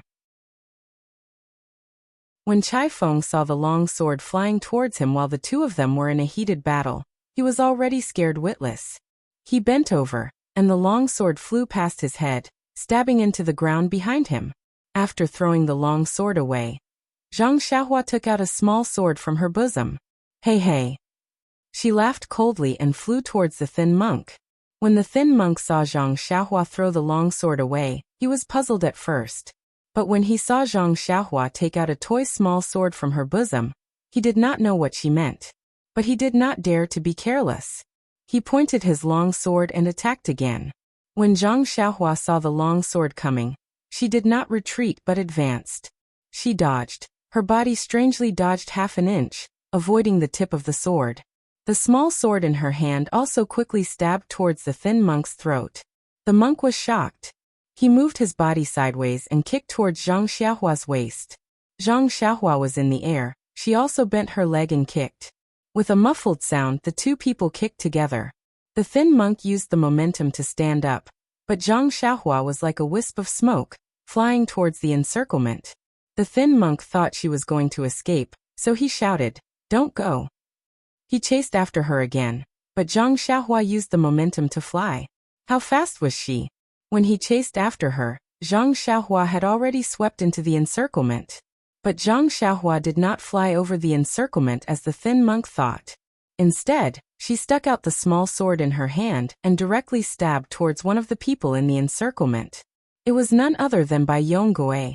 Like Chai Feng, Bai Yonggui was scared witless by Zhang Xiaohua's bravery. He hurriedly raised his sword to meet the attack. His martial arts were not as good as Zhang Xiaohua's, so he had already lost his sense of propriety. Zhang Xiaohua sneered. The small sword touched his throat and a trace of blood had already seeped out. Then she stopped exerting force and turned her hand back. The small sword swept past Bai Yonggui's right hand that was holding the sword and cut off his thumb. The 10 fingers were connected to the heart. Bai Yonggui felt a piercing pain, and his long sword fell to the ground with a clang. At this moment, the thin monk had also rushed over. Zhang Xiaohua turned her head and grinned. She did not break out of the encirclement. Instead, she turned around and flashed past. She stretched out her small sword again and stabbed towards the thin monk's throat from a strange angle. The thin monk did not dare to be negligent. He changed the move of the long sword in his hand and protected the front of his body. However, Zhang Xiaohua suddenly rose up in the air and swept over his head. Then, she casually stabbed back with her long sword, leaving a trace of blood on the back of the thin monk's neck. Before the skinny monk could turn around, he felt a chill at the back of his neck. He knew that something was wrong and stabbed his sword back, wanting to perish together. However, Zhang Xiaohua had already flown back into the encirclement. She no longer looked at the crowd and laughed. "Don't bother me again. Otherwise, I won't be as relaxed as I am today." After she finished speaking, she flew in the direction of Chai Feng. Chai Feng had just gotten up when he saw Zhang Xiaohua flying towards him. He couldn't help but lie down again. Zhang Xiaohua ignored him and flew straight to her sword. She pulled out her sword and floated up again. With a few leaps, she disappeared into the dusky wilderness. From the moment Zhang Xiaohua made her move to flying out of the encirclement, only a short time had passed. The two leaders of the Xian Rong sect outside the encirclement did not have time to make their move. At this moment, they also quickly flew over and wanted to chase after her. However, they did not dare and looked hesitant. The skinny monk stood there with a pale face. He stared blankly at his hand. There was only a faint trace of blood in his palm. After a while, he regained his senses.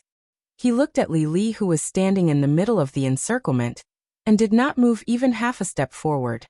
He said with great frustration, "Don't chase after him. You are not his match. Moreover, you can't catch up to him." Li Li immediately said, "Yes, great master." The skinny monk said again, "Let's go and check on my senior brother's injuries." In fact, he already knew that this young man did not have any killing intent. He had just reincarnated under his sword. Presumably, his senior brother's life was not in danger. Sure enough, Monk Yuan Shan's internal organs were severely shaken, and his whole body was weak. After taking the Dalan Temple's secret elixir, he woke up after half an incense stick's worth of time. Zhang Xiaohua had already gone far away. The people of the Xian Rong sect did not need to surround her. Now they were all standing at the side in a daze. Thinking that they had actually been on the same ship as such a great expert for so many days, they could not help but feel a lingering fear. However, they were also quite glad that their decision was correct and did not provoke him.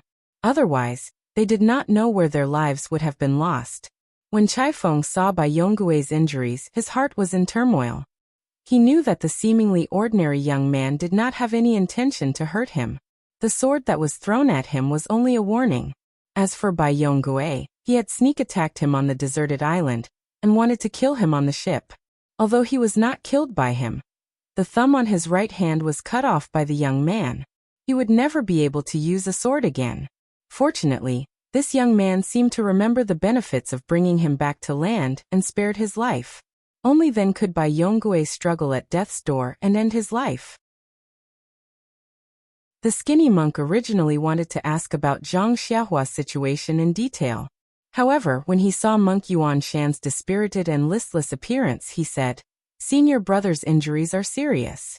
I have to bring him back to the temple for treatment. You guys deal with the aftermath here. When I return to the temple, I will report this matter to the elders. You guys should also hurry back to the temple." After he finished speaking, he did not stay any longer. He carried Monk Yuan Shi on his back and used his qinggong to immediately leave. Chapter 315. The skinny monk didn't reveal his name from the beginning to the end. Hall Master Li's expression was uncertain as he watched the figure gradually disappear into the distance. He had originally thought that it would be a good job, but all he had to do was capture a young man of unknown origin. With the help of 2 monks from the Yuan generation of the Dalan Temple. Wouldn't it be a piece of cake? But reality played a joke on him. This was not an easy job, it was a job that took their lives. Looking at the situation, if it wasn't for the fact that the other party didn't want to kill them, none of them would have been able to survive. How am I going to explain this to the sect? Li regretted messing up the job. He wanted to use this job to win the faction leader's favor. But then he smiled.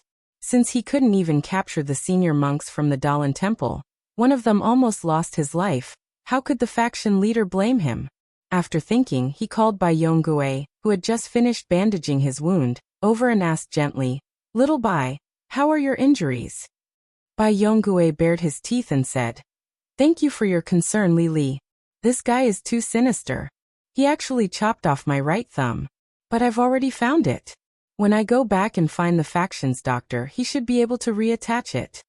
Li frowned and said with a smile, "It's okay, little Bai. As long as you don't lose your life, everything is fine. Don't worry. Even if your thumb can't be reattached, I will find you a stable position in the hall." Bai Yongui was moved to tears. He clasped his hands and said, "Li treats me like this. How can I not serve you?" Li muttered in his heart, "You're already crippled. What service are you talking about? You have to have some value."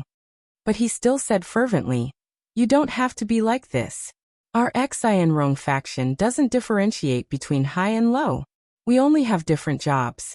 We are all stones of the faction's great cause. We will move wherever we are needed. No matter where we are, we must shine for the faction's great cause. Little Bai, the faction leader has seen everything you have done.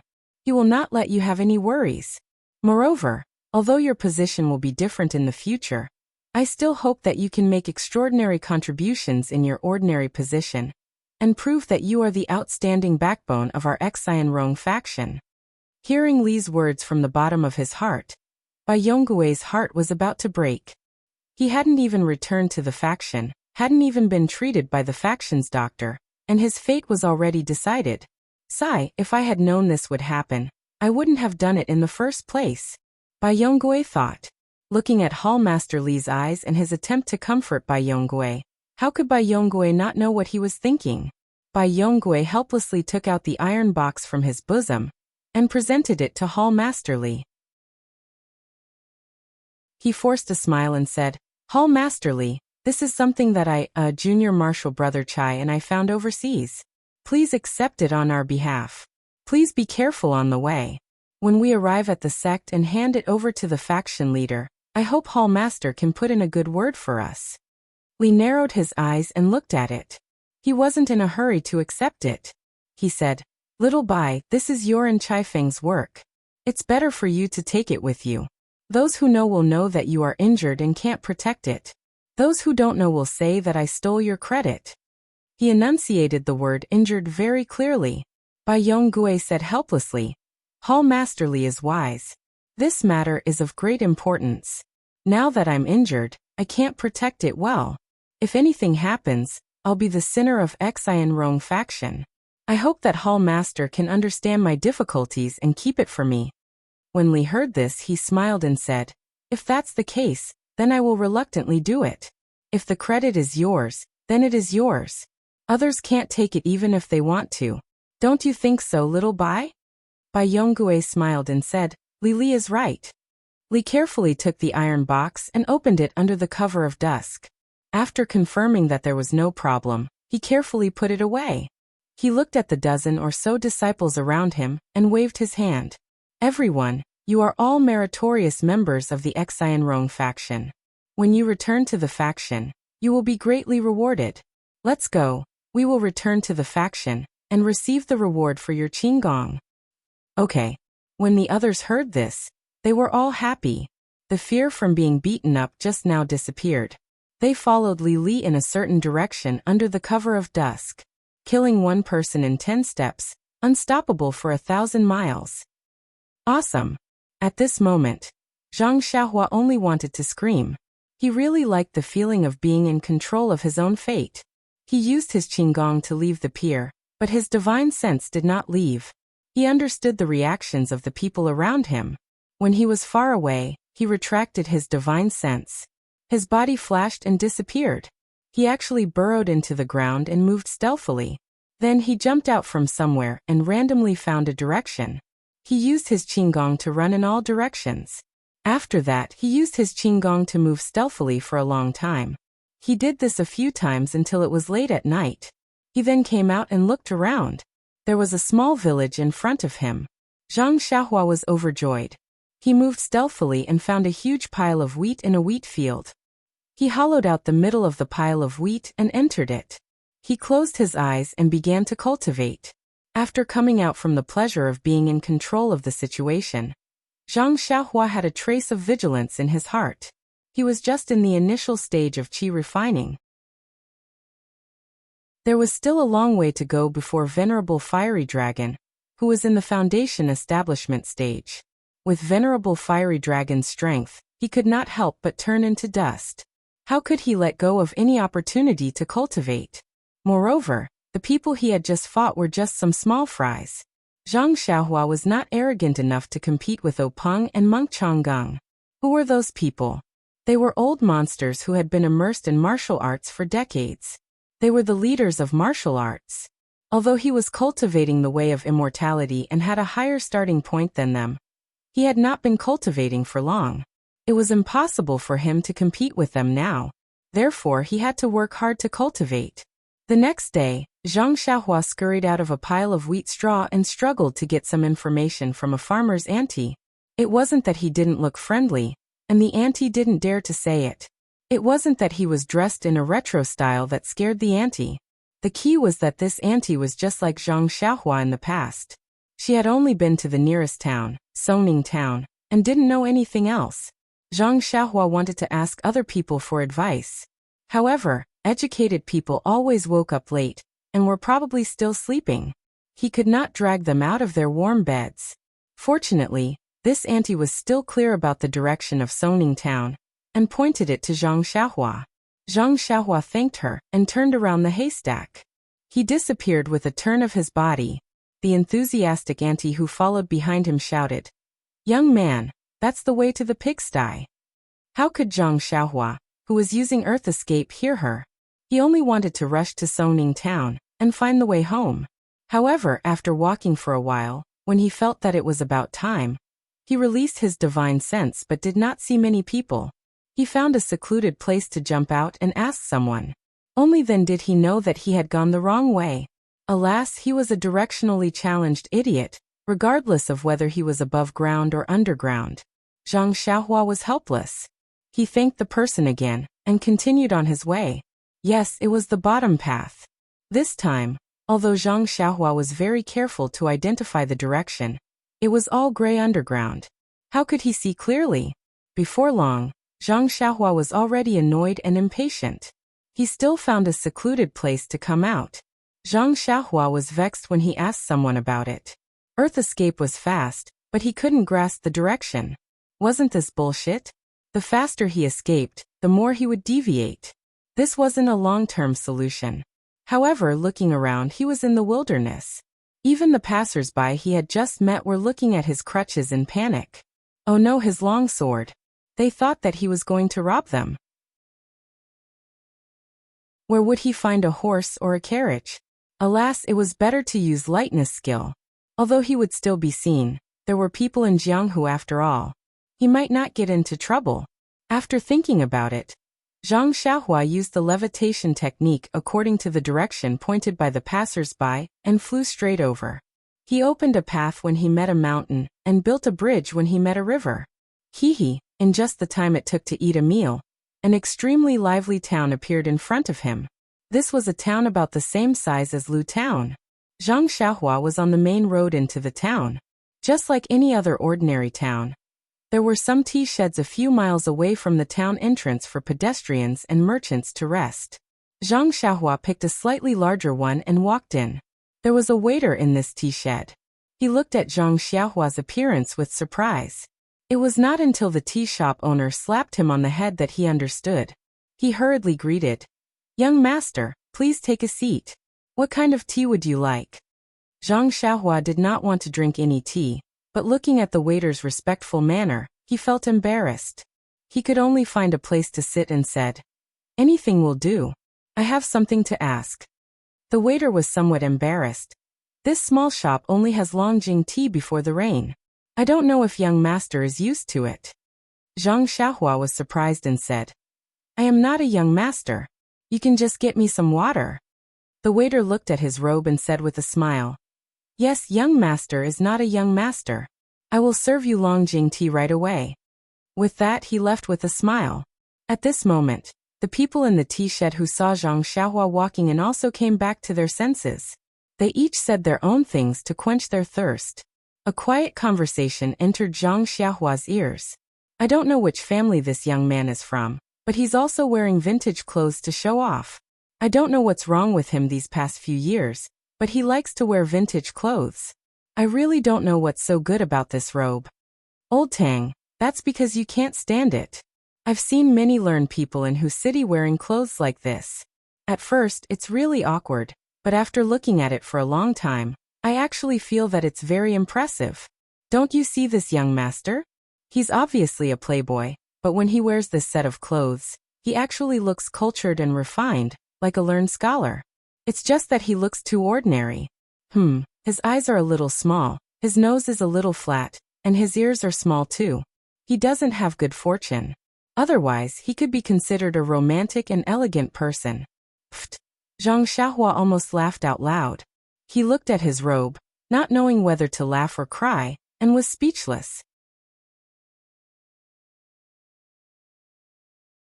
Chapter 316. She could not blame herself. The robe belonged to a mortal fire dragon. He was a person from 10,000 years ago. How could his dressing not be retro?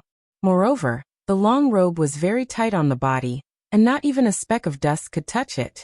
It was obviously a treasure, so how could Zhang Xiaohua be willing to change it? But thinking about other people's eyes, Zhang Xiaohua still had the intention to retreat. Public opinion was powerful. She could not be too unconventional. While she was thinking, the waiter had already made the tea and waited at the side. Zhang Xiaohua was puzzled at first. When she was about to pick up the teacup to taste it, she suddenly thought that the waiter was asking her for a tip. It's all because of this robe. Why not just a cup of water? Why do you want Longjing tea? Alas, for this robe, I even have to spend money. This money grubber did not even think about the countless luminous pearl in his money bag. Even the treasures he got from the secret chamber in Shizue Mountain were not much. Now he actually cared about being tipped by others. Zhang Xiaohua groped in her clothes for a long time. She frowned. The money bag was full of shocking things. She could not take out anything. What was in the money bag were the pieces of silver, and a few banknotes that Zhang Xiaohu gave her when she came out of the Guozhuang house a few years ago. Where would she get the copper coins? After thinking for a while, she said to the waiter who had been longing for a long time, "Waiter, how much is this tea?" "Silver? Young master, you must be joking. It's only 14 copper coins." Zhang Xiaohua was helpless. She took out the smallest piece of silver from the money bag. It was about 2 copper coins. She threw it to the waiter and said, "Waiter, it's not that I don't want to give you a tip. It's just that I don't have any copper coins. This silver is the money for the tea and the tip. I'll give you a total of 20 copper coins. Give me the change later." When the waiter heard this, the smile on his face disappeared. He thought that this young master was generous and did not need the change. Who knew? The waiter impatiently took the money and handed it back. He said, "Dear customer, our tea house is a small business. How can we have so much loose change for you? Why don't you give me some copper coins?" Zhang Xiaohua laughed and said, "Shower, if I had some copper coins, I would have given them to you long ago. Why would I give you silver?" The shop assistant looked at him and said sarcastically, "Young master, the smallest piece of silver you have is 2 taels. You don't know that it's almost enough to buy our tea shed. You're really generous." Hearing the word generous, Zhang Xiaohua suddenly understood that this snobbish shop assistant wanted her to give him all the money without asking for change. How was this possible? Not to mention that his parents, elder brother, and elder sister-in-law were working in the fields all day long, and they might not even be able to earn 1 silver coin a day. He was working as a manservant in Huanxi Manor, and his monthly salary was only 3 silver coins. How could he casually spend these 2 silver coins? After all, he was a real country boy, not some hedonistic son of a rich family. Zhang Xiaohua looked at the shop assistant and took back the silver with a smile. He said, "It's okay. I haven't drunk a sip of this tea. You can take it back. Just consider that I didn't come in today." After that, he stood up and was about to leave. The shop assistant could not take it anymore. He hurriedly grabbed his hand and said, You. Today you bully people. Do you want to rely on your money to bully us poor people? You. Zhang Xiaohua heard that this guy actually said so and could not help but be annoyed. At this time, a manservant who was boiling water for the kettle hurried over and saluted. Big brother Yao, this young master, don't worry. This young master, if you believe me, give this silver to me. I'll go to the front and help you change it into copper coins. What do you think? Zhang Xiaohua was stunned. He looked at the manservant with a long nose and shabby clothes. However, his eyes were abnormally clear. He was not afraid to face Zhang Xiaohua's question. Pei Xiaohuaji, you manservant Xiaohua, hurry up and burn your fire. Be careful that I don't report you to the shopkeeper. Xiaohua. Zhang Xiaohua's eyes flashed with interest. He asked, Your name is Xiaohuaji Little Flower? The manservant was a little shy and said, Yes, this young master is Little Flower. Why isn't your surname Zhang? Zhang Xiaohua asked with interest. Xiaohuaji saw that this young master was very amiable and also very respectfully replied, My father's surname is Ji and my mother's surname is Zhang. Naturally, I followed my father's surname. How can I follow my mother's surname? Zhang Xiaohua laughed and said, Xiaohua, how old are you? 9 years old, young master. Humph, your father died when you were 7 years old. Your life is really tough. Even your mother is sick because of you. The shop assistant said somewhat fiercely, In a few days you will change your surname to Zhang Xiaohua. Hee, what a funny name. From Ji Xiaohua to Zhang Xiaohua. How unpleasant to hear. Shua. Zhang Xiaohua grabbed the teacup on the table and splashed it on the shop assistant's face. His face was ashen and said, Shut up, did I let you speak? When Zhang Xiaohua was angry, there was a faint imposing manner. The shop assistant was so scared that he almost forgot to wipe the tea on his face. Fortunately, the tea had been dried for a while, and was no longer boiling hot. Otherwise, at this time, the shopkeeper of the tea house heard the noise from outside and hurriedly came in. He didn't ask about the situation and immediately apologized. Zhang Xiaohua ignored him. He smiled and handed the silver to Xiaohuaji and said, Okay, this silver is for you. Help me exchange it. The shopkeeper hurriedly persuaded. This young master, no need. This tea is on me. You don't have to pay. How could Zhang Xiaohua take advantage of him like this? He smiled and said, It's not easy for you to do business here. Naturally, you should take money. However, my silver didn't grow on trees. I can't give it to you for free. After he finished speaking, he waved his hand at Xiaohuaji and let him go.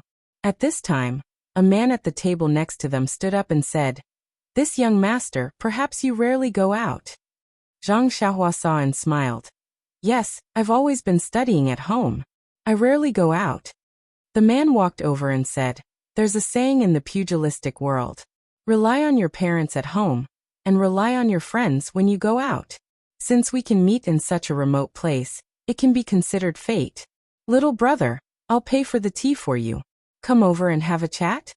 Zhang Xiaohua looked at the man and didn't want to pay much attention to him. However, she thought that she still needed to find out the location of Pingyang City and Lu Town. Perhaps she could get some information from this man. Hence, she smiled and said, Sure, I admire people like you who roam the pugilistic world. I'd like to learn a thing or two from you. After she finished speaking, she invited the man to take a seat.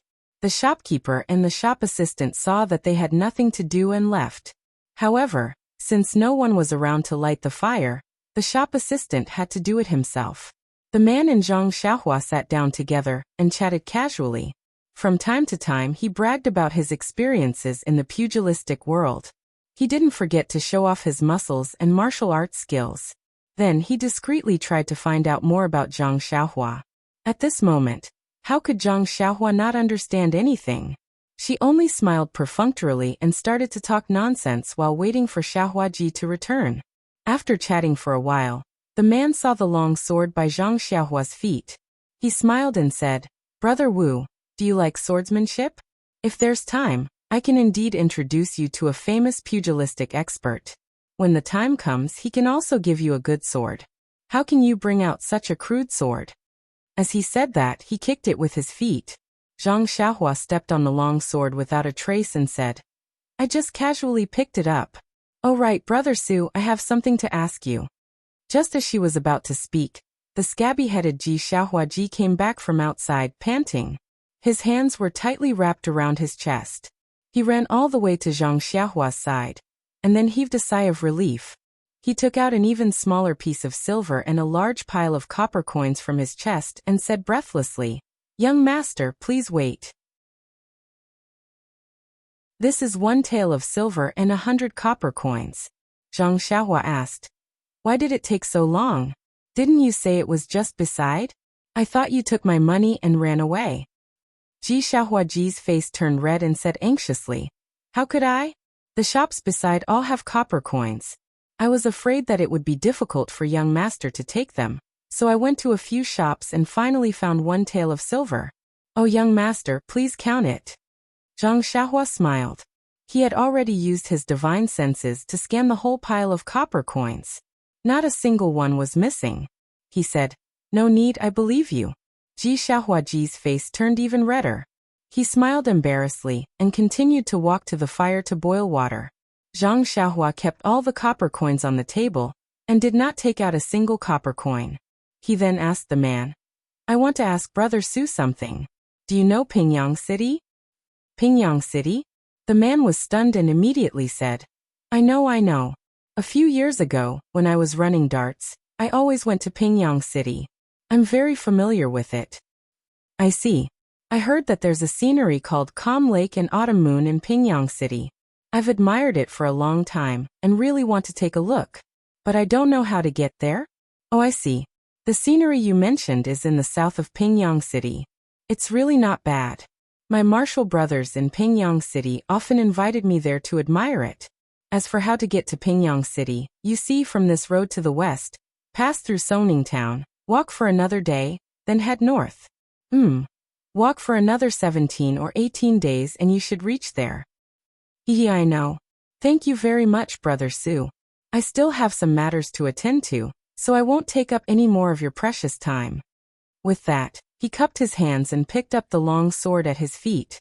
He shouted to the shopkeeper, Shopkeeper, this Master Su has paid for my bill. Then he walked out in big strides. He left the man who was sitting at the old table behind him. He raised his hand and opened his mouth. He wanted to say something but could not. He wanted to wave but could not. He looked awkward. The shopkeeper walked forward and smiled. Thank you, Master Su. It's a total of 20 copper coins. The man shouted. What nonsense is this, Longjing? It's no different from drinking plain water. Do you think I'm that white sheep? Here, it's 10 copper coins. Take it or leave it. With that, he threw out a large sum of money from his pocket. Just as the shopkeeper was collecting the money, the mangy-headed pageboy who was boiling water also rubbed his hands and gritted his teeth. He seemed to have made a decision. When he saw that the shopkeeper was not paying attention, he ran out in a flash.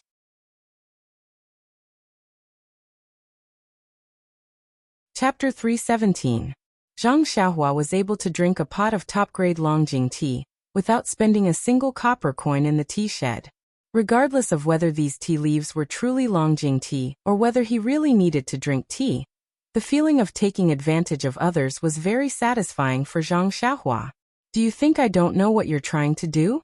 Do you really think I'm an inexperienced young master? My face has been exposed to the wind and sun on this deserted island. Do you think I've become a pretty boy? Zhang Xiaohua touched his cheek and was somewhat pleased with himself. Just as he was about to withdraw his divine sense, he suddenly saw the scabby-headed Ji Xiaohua hastily running out from the side of the tea shed. He was very astonished. He had a good impression of this manservant.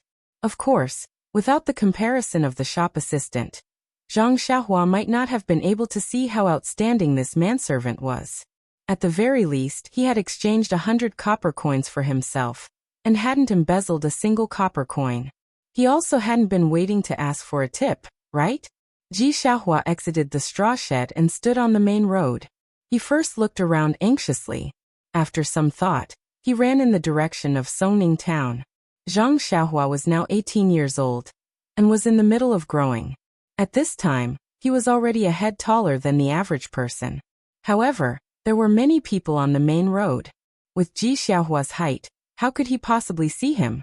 Zhang Xiaohua didn't know if this scabby-headed brat was looking for him, but he still slowed down his footsteps and revealed his figure through the gaps of the crowd.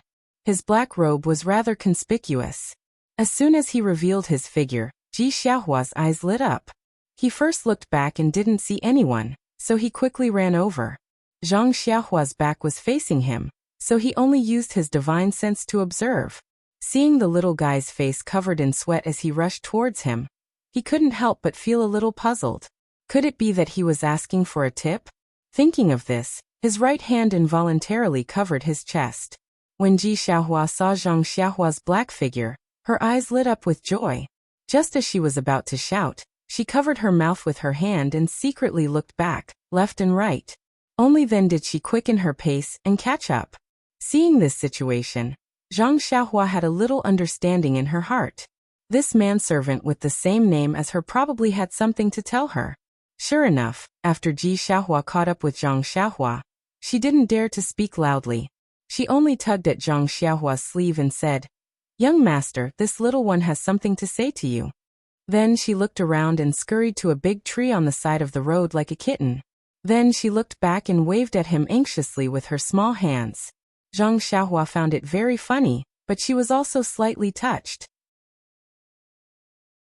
No matter what this servant came to her for, as long as he didn't want to harm her, she would give him a little reward. Well, how much should she give him? Was this a problem? Seeing Zhang Xiaohua walking over leisurely, Ji Xiaohua was a little anxious. She wanted to go over and tug at him, but didn't dare to. She could only look back and stomp her feet. When Zhang Xiaohua was behind the big tree, she said anxiously, "Young master, you must not believe what that man said just now." Zhang Xiaohua looked at her with interest and smiled. "Ji Xiaohua, why should I believe you? Don't believe him? Besides, do you know where Pingyang City is?" When Ji Xiaohua heard this, her face flushed red. Her childish voice was a little high-pitched as she said, "It's okay if young master doesn't believe me. I also don't know where Pingyang City is. However, you must not believe him. Every time he gives directions here, he will first go west, pass through Songning Town, and then go north. I think this Pingyang City might not be a place he has been to before.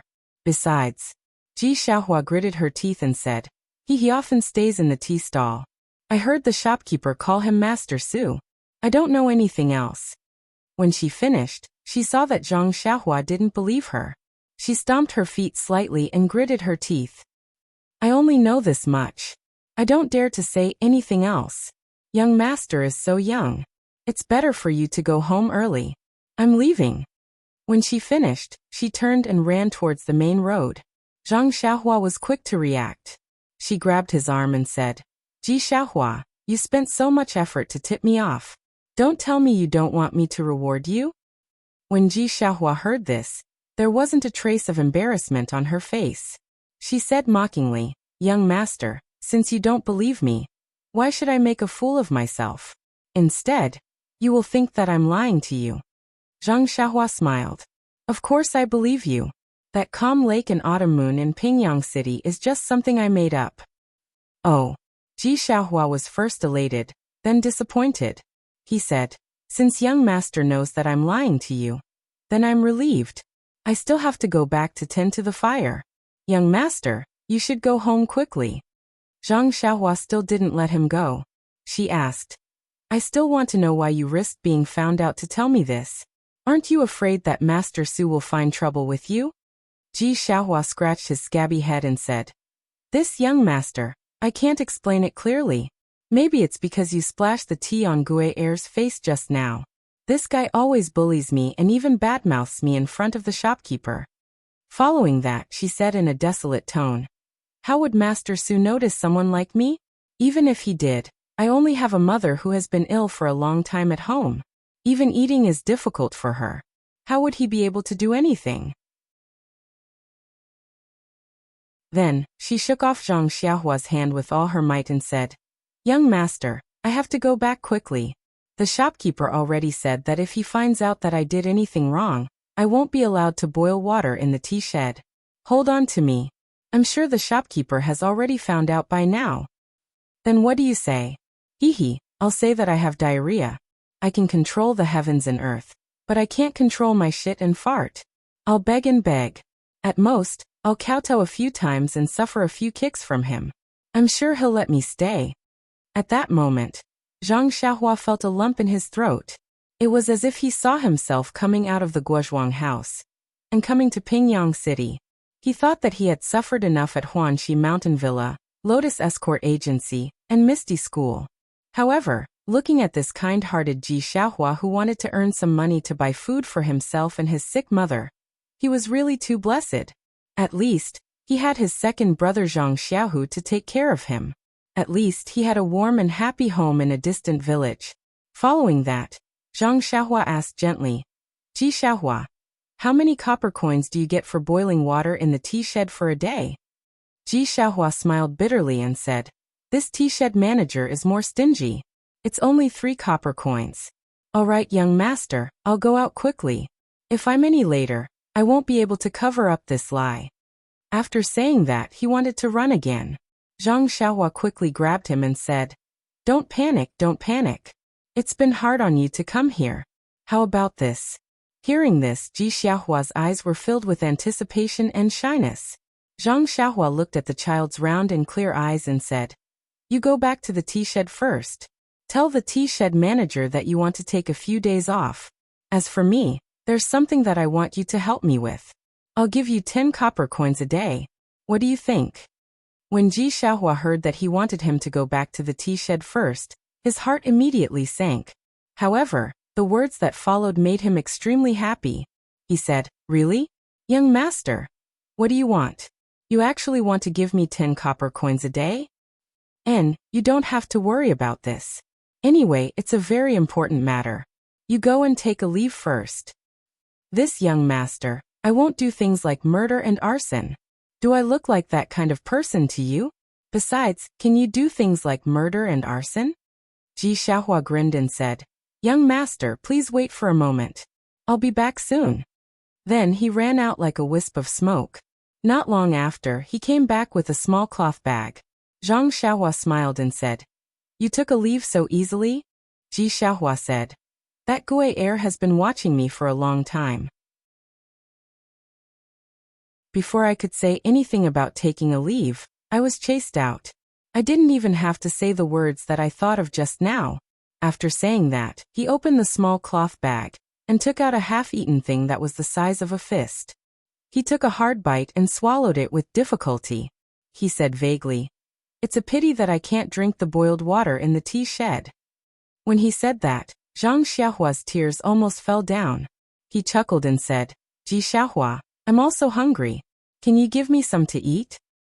Ji Xiaohua said in surprise, young master, this thing you can eat so much? Zhang Xiaohua reached out and took a bite. Even though he grew up in the countryside and was used to living a hard life, he had never eaten food that was so hard to swallow. It was astringent and somewhat painful to the teeth. With Zhang Xiaohua's more than 10 years of farming experience, this was made with several kinds of grains and vegetables, as well as chaff and the like. Zhang Xiaohua slowly ate one bite at a time. Ji Xiaohua was stunned at the sight. This was his ration for the day, and it was actually eaten by a young master who lived in luxury. Although he said to eat one bite at a time, in fact, that thing was less than half a fist. Zhang Xiaohua finished it in 2 or 3 bites, but it was very hard to swallow. Even an immortal like Zhang Xiaohua also swallowed his saliva and carefully swallowed it. He really didn't know how this child usually ate. Seeing Zhang Xiaohua finish eating, Ji Xiaohua still hadn't woken up from his shock. Zhang Xiaohua walked over and patted his scabby head without any trace of politeness. He said, let's go, kid. Follow me to the city to do something. Ji Xiaohua was just 9 years old. His body hadn't grown up yet, and his height was only below Zhang Xiaohua's chest. This head patting was very easy. No wonder second brother always likes to pat my head. It's really interesting. Zhang Xiaohua thought so. Ji Xiaohua hurriedly put away the small package and hung it on his small arm. He said with a smile, young master, I wonder what you're doing in the city? Tell me about it first. I've already thought of a place to bring you. Oh right. Young master, I'll help you carry this crutch. After he finished speaking, he reached out to take the long sword in Zhang Xiaohua's hand. Zhang Xiaohua waved his hand and stopped him. He said, "You can't carry this thing.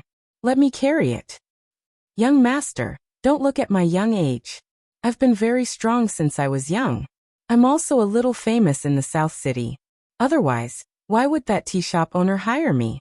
I even helped them gather firewood."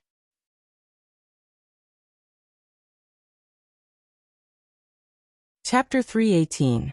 You still collect firewood for them? Zhang Xiaohua was a little speechless. When he was young, he also went up the mountain to collect firewood. However, his eldest brother and second brother took turns to follow him, and only gave him a small bundle of firewood to carry. That feeling was still fresh in his memory. That's right. Otherwise, their tea stall would have to spend another 2 copper coins to buy firewood. Xiaohua said with a smile. Seeing that there weren't many people around, Zhang Xiaohua's childlike innocence was aroused. He put the long sword on the road and said with a smile, "Then you carry it. If you can carry it, I'll give you an extra copper coin every day. However, if you can't carry it, I'll deduct a copper coin every day." "Ah, really? Young master can't trick me," Zhang Xiaohua said. "How can I trick you? Carry it for me." Xiaohua went forward ecstatically. His small hand grabbed the middle of the long sword and tried to lift it up. However, the long sword didn't move at all on the ground. Xiaohua was shocked. He took the small bundle from his shoulder and walked to the side of the long sword. His 2 hands grabbed the 2 sides of the long sword and tried to lift it up. Unfortunately, even if he used all his strength and his small face turned red, the long sword still didn't move. At this time, Xiaohua realized how naive he was. His tears were about to fall. He was extremely regretful. Great, now he lost a copper coin a day. Then he let go of his hand and picked up his small bundle. He lowered his head and said dejectedly, "Young master, this little one can't carry it. You can carry it yourself." Zhang Xiaohua looked at his appearance and laughed in his heart. He bent down and picked up the long sword and said, "Let's go. Bring me into the city." Xiaohua said weakly, "Yes, young master. Please follow me."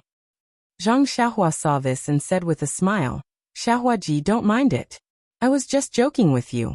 Now I officially announce that I'll give you 11 copper coins every day." "Ah, it's true." Ji Xiaohua beamed with joy and said, "Young master is such a good person."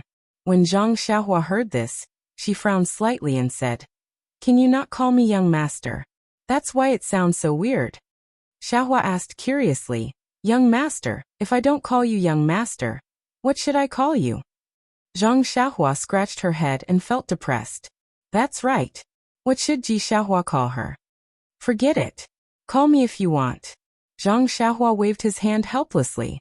"All right, young master, please come with me." With that, Ji Xiaohua happily led Zhang Xiaohua along the main road towards Songning town. However, just as they entered the town, Zhang Xiaohua keenly noticed the sweat on Ji Xiaohua's forehead. Zhang Xiaohua found it very strange. They had just walked for a while. Logically speaking, this child often walked, so how could he be so tired? While she was puzzled, Xiaohua Ji stopped and wiped the sweat on her forehead. She turned around and asked, "Young master, we're already in the city. What do you want to do?" As she spoke, the fragrance of a steamed bun wafted over from a nearby store. The child couldn't help but look over and secretly spit. "Ayo." Zhang Xiaohua instantly understood and couldn't help but secretly want to hit herself. That thing just now must be Xiaohua Ji's ration for today. He hasn't eaten yet, but I ate it first. I wanted to let him have a good meal at noon, but I didn't expect that he hasn't eaten in the morning. The sweat on his forehead is probably from hunger. With this thought, Zhang Xiaohua smiled and said, "The first thing to do after entering the city is of course to eat. This young master hasn't eaten breakfast yet. Let's go, I'll treat you to some steamed buns." With that, she walked towards the steamed bun store first. Although Xiaohua Ji was young, she had been outside for a few years. How could she not know Zhang Xiaohua's thoughts at this time? Looking at Zhang Xiaohua's back, she gratefully followed. Unfortunately, she didn't know that the young master in front of her was just a fake. Otherwise, She would have dragged him to a restaurant long ago. The vendor selling steamed buns was also a perceptive person. Seeing Zhang Xiaohua's dress, she hurriedly shouted, "This young master, do you want to eat some steamed buns? Come and have a taste. You're used to eating fish and meat. Eat some of our vegetable buns. It's good for the body." After that, she looked at the dirty little table awkwardly.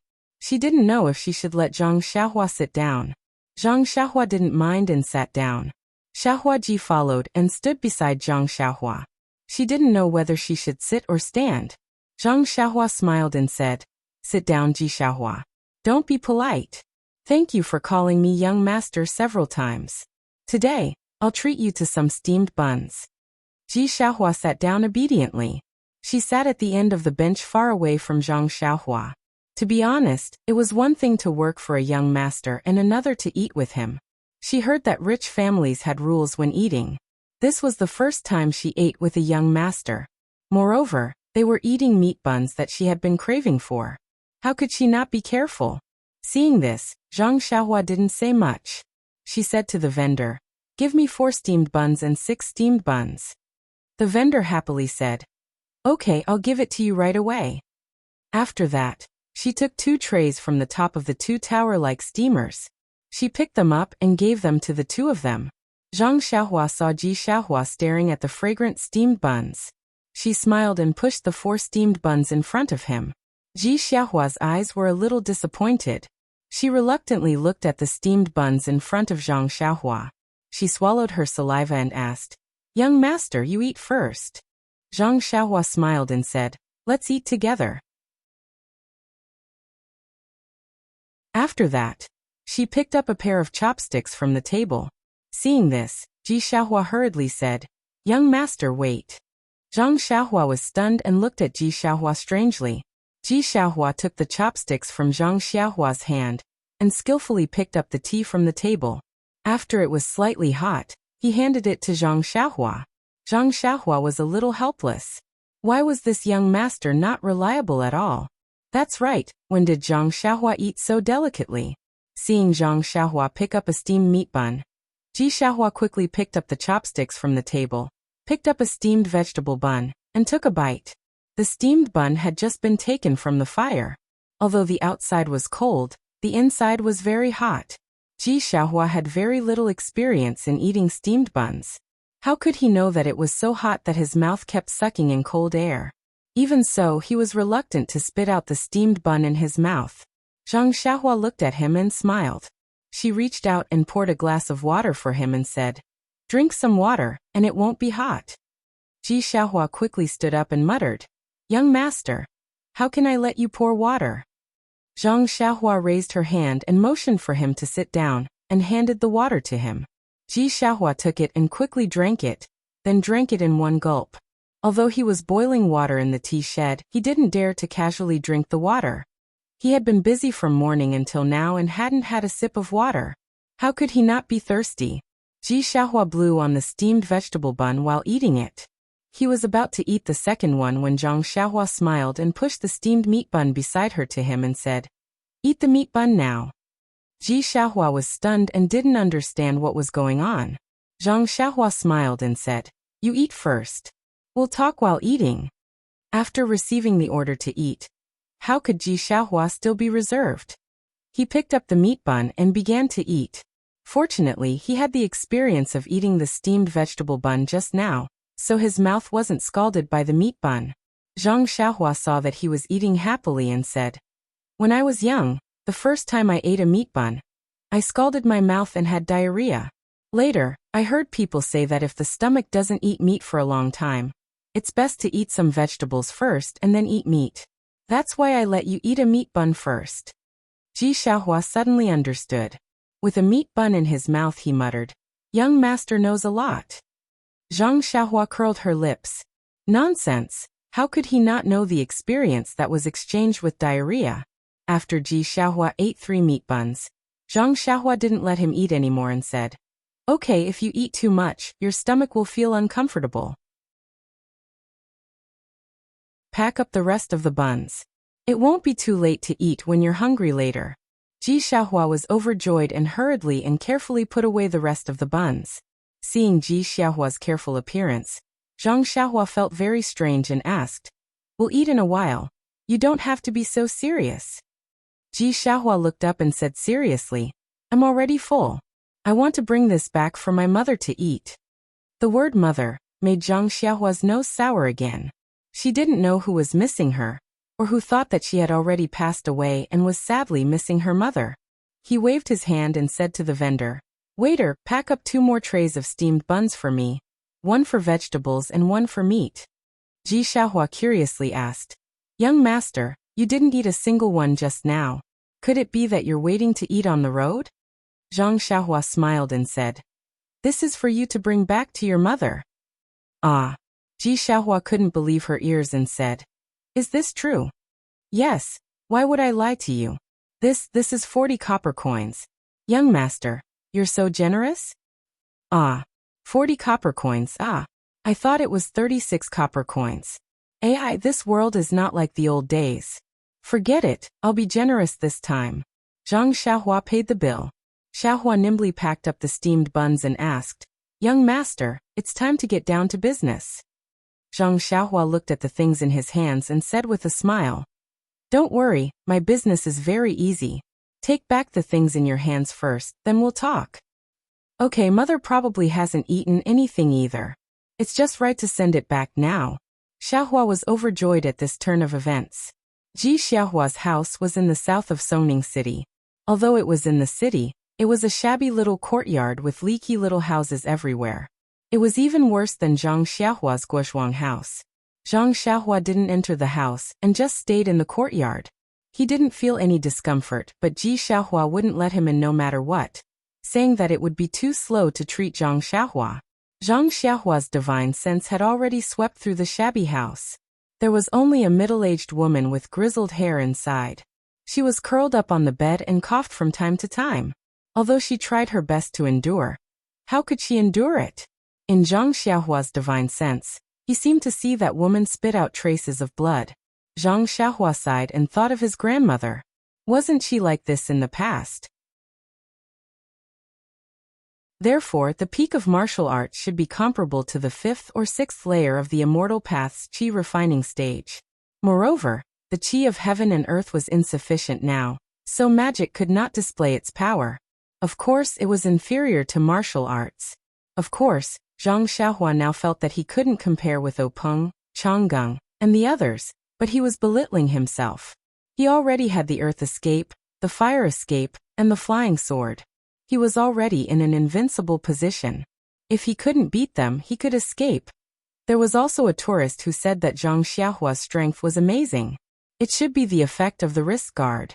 Why didn't I mention it in the book? I think that other books write it so clearly. It's obvious that it's like some TV dramas nowadays, treating the audience as everything needs to be explained or narrated. I'm afraid that the audience doesn't understand or know, so I didn't write it. Actually, the readers are very smart. Even if I didn't mention it, wouldn't the tourists know? Oh right, I also forgot the martial arts moves. First, it highlighted that Zhang Xiaohua's martial arts practice was different. Second, if a few words could explain the moves, then there would be no need for a master to teach. Especially, if the men's football team was given a training manual, they would have dominated the World Cup. And it seems that the so-called training in the country should be world-class.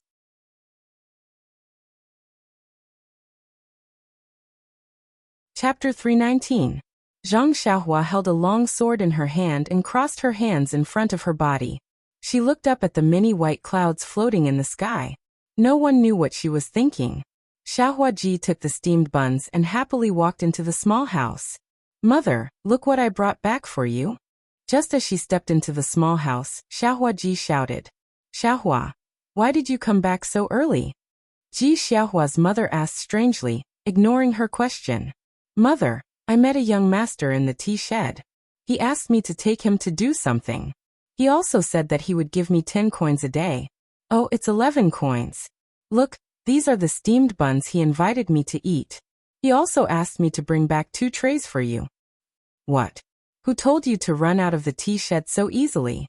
I asked Father How, who was on the streets, to find it for you. It was not easy. This, Mother, I know, but no buts. You really have guts. Who dares to believe you? If others deceive you, how do you want Mother to live? Mother, this young master is really good, and the shopkeeper of the tea shed already doesn't let me go there anymore. You Xiaohua, why don't you let Mother worry? After speaking, she struggled to get up from the bed. Xiaohua Ji hurriedly stepped forward to support her and said, Mother, you rest, I will feed you steamed buns. Xiaohua Ji's mother didn't know whether to laugh or cry. She said, You Xiaohua, why can't you grow up? What's wrong? Mother. Xiaohua Ji was very puzzled. Xiaohua Ji's mother lovingly looked at her son, who was just 9 years old. She knew that he was still very childish. She explained, He is the young master of a large family. He came to our house and gave us something to eat. No matter what, we have to meet him and thank him. And after pausing for a moment, she continued, In the end, he is a stranger. Mother also needs to meet him. Don't let him deceive you. Ji Xiaohua sensibly nodded her head. She helped her mother get her outer garment and shoes, and then helped her mother out of the room. When Zhang Xiaohua saw him come out, she quickly went forward and wanted to greet him. The woman rushed to greet him and said, Young master, this lowly concubine Zhang greets young master. Zhang Xiaohua hurriedly returned the greeting and said, Auntie, you're welcome. You're not in good health, so you should rest in the house. Madame Zhang was in her 30s, but her hair was already white. At first glance, she looked even older than Guosufei a few years ago. It was no wonder that Zhang Xiaohua called her auntie the moment she arrived. In fact, he didn't know what to call her. Mrs. Zhang smiled bitterly and said, Young master, don't be like this. This lowly concubine can't afford it. Just call me Mrs. Zhang. As he spoke, he coughed a few more times. Zhang Xiaohua smiled and said, Then it's better to call you Aunt Zhang. Madame Zhang repeatedly said that she didn't dare. Then, she carefully sized up Zhang Xiaohua and thought to herself, this young master is not bad. He is very approachable and doesn't have the air of a young master. Look at the long robe he is wearing, which is unique in Songning City. Moreover, he looks very kind and doesn't have a trace of darkness. Just looking at him makes people feel at ease. Nonsense. This fellow was originally a kind-hearted country boy. How could he have the misgivings in Madame Zhang's heart? Madame Zhang coughed for a while and said, What does young master want Xiaohua to do for you? If it's convenient, can you tell this lowly concubine?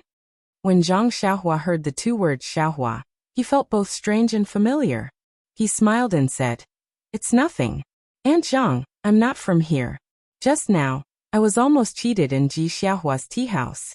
Thanks to Ji Xiaohua's reminder, I thought that I might encounter some trouble in Songning town, so I wanted to find a local to guide me and help me bargain so that people wouldn't cheat me.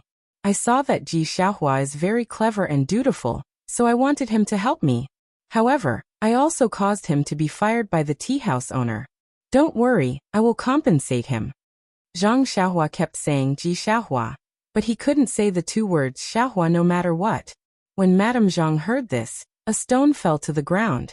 She coughed and said, In that case, let Xiaohua follow young master for a few days. However, don't mention the compensation. Since he helped young master, he can only take young master's share of the money. Xiaohua should understand this. Zhang Xiaohua waved his hand and said, It's fine, Aunt Zhang. Actually, it's just helping me buy a horse and asking about some things. It won't take a few days, probably half a day. Madame Zhang's expression didn't change, but Ji Xiaohua next to her was greatly disappointed. He wanted to earn more money, but today he only earned 11 copper coins. Madame Zhang turned to Xiaohua and said, Xiaohua, go and follow young master. Be careful and don't get cheated. Go quickly and come back quickly. Ji Xiaohua nodded his head and stood beside Zhang Xiaohua. After Zhang Xiaohua saluted Madame Zhang, he took Ji Xiaohua out of the small courtyard. When they walked out of the small courtyard, Ji Xiaohua deliberately turned his head and shouted, Nyangqin, eat the steamed buns while they're hot. By the way, eat a vegetable steamed bun first, then eat a meat steamed bun. Madame Zhang coughed and nodded her head with a smile, but her footsteps didn't slow down even half an inch. After leaving Ji Xiaohua's house, the first thing Zhang Xiaohua did was to ask him to bring her to a ready-made clothing store. She bought a set of very ordinary clothes and wore them outside. That was because anyone who wore strange clothes would be stared at wherever they went. The first thing Zhang Xiaohua did was to find ordinary clothes to change into. However, Zhang Xiaohua was already immune to cold and heat. That black robe was obviously a good thing. He took it, and was willing to take it off. He just wore it inside. As the saying goes, people rely on their clothes and horses rely on their saddle. When Zhang Xiaohua changed into ordinary clothes, he immediately became ordinary. He no longer had the aura of a young master. Ji Xiaohua praised from the side. "Young master, you're really amazing. After changing your clothes, you look like an ordinary person and not a young master." Zhang Xiaohua curled his lips and secretly said, "Isn't this nonsense? He doesn't look like a young master. He's just an ordinary person. Where did this young master come from?" After changing the clothes, the effect was obvious. On the street, no one looked at the two ordinary young people. Even when Zhang Xiaohua and others came to the horse market to choose horses, no one paid attention to them. Fortunately, Xiaohua was a local and was very familiar with this place. Not long after, he helped them find a shop with a good reputation. The shop assistant's attitude towards the two was average and didn't discriminate too much. This made Zhang Xiaohua very satisfied. However, when it came to choosing horses, the shop assistant was very dissatisfied. Why? No matter what horse the shop assistant recommended, the tall and seemingly inconspicuous young man shook his head, and didn't even take a step closer. After looking at 8 horses in a row, the shop assistant was very tired. Even Xiaohua, who was standing at the side and preparing to help bargain, was full of doubts. In the end, the shop assistant couldn't take it anymore and asked, "Brother, are you here to make trouble or to buy horses? I've already taken 8 horses, and you said no after taking a look. You didn't even walk close. How do you know that it's not to your liking?" Zhang Xiaohua smiled and said, "It's not that I can't forget you, but these horses are not suitable. The horses I want are not ordinary horses." The shop assistant was surprised and said, "If it's not an ordinary flattery, then what should it be like?" After thinking, Zhang Xiaohua said, "It should be the kind that can carry heavy loads." "Heavy loads?" The shop assistant was stunned and said, "How heavy should it be?" "Oh, 3 to 4,000 caddies." "What? 3 to 4,000 caddies, not 3 to 400 caddies?" The shop assistant said in disbelief. "Are you sure?" Zhang Xiaohua smiled bitterly and said, "Yes, it's 1,000 caddies, not 100 caddies." The shop assistant shook his head like a rattledrum and said, "That's impossible. I've never heard of a horse that can carry 3 to 4,000 caddies. You want a cow, right?" "Oh no, the legendary camel." Ji Xiaohua, who was standing at the side, seemed to understand at this time. She looked thoughtfully at the long sword in Zhang Xiaohua's hand. The shop assistant only thought that Zhang Xiaohua was tricking him, and didn't take it to heart. He was about to greet the other customers when Xiaohua hurried forward and said with a smile, "Big brother, don't misunderstand. My family's young master has some special requirements. Otherwise, he wouldn't have come to your shop. Is your shopkeeper here? Perhaps the old man has some ideas?" Ji Xiaohua was not very old. In the eyes of the waiter, he was just a clever page boy. The waiter pondered for a while, and then went into the inner room. Not long after, a tall and sturdy man came out from the inner room. He frowned and looked at the inconspicuous Zhang Xiaohua from head to toe. Then he asked, "Young master? The horse you want is really not available in this shop.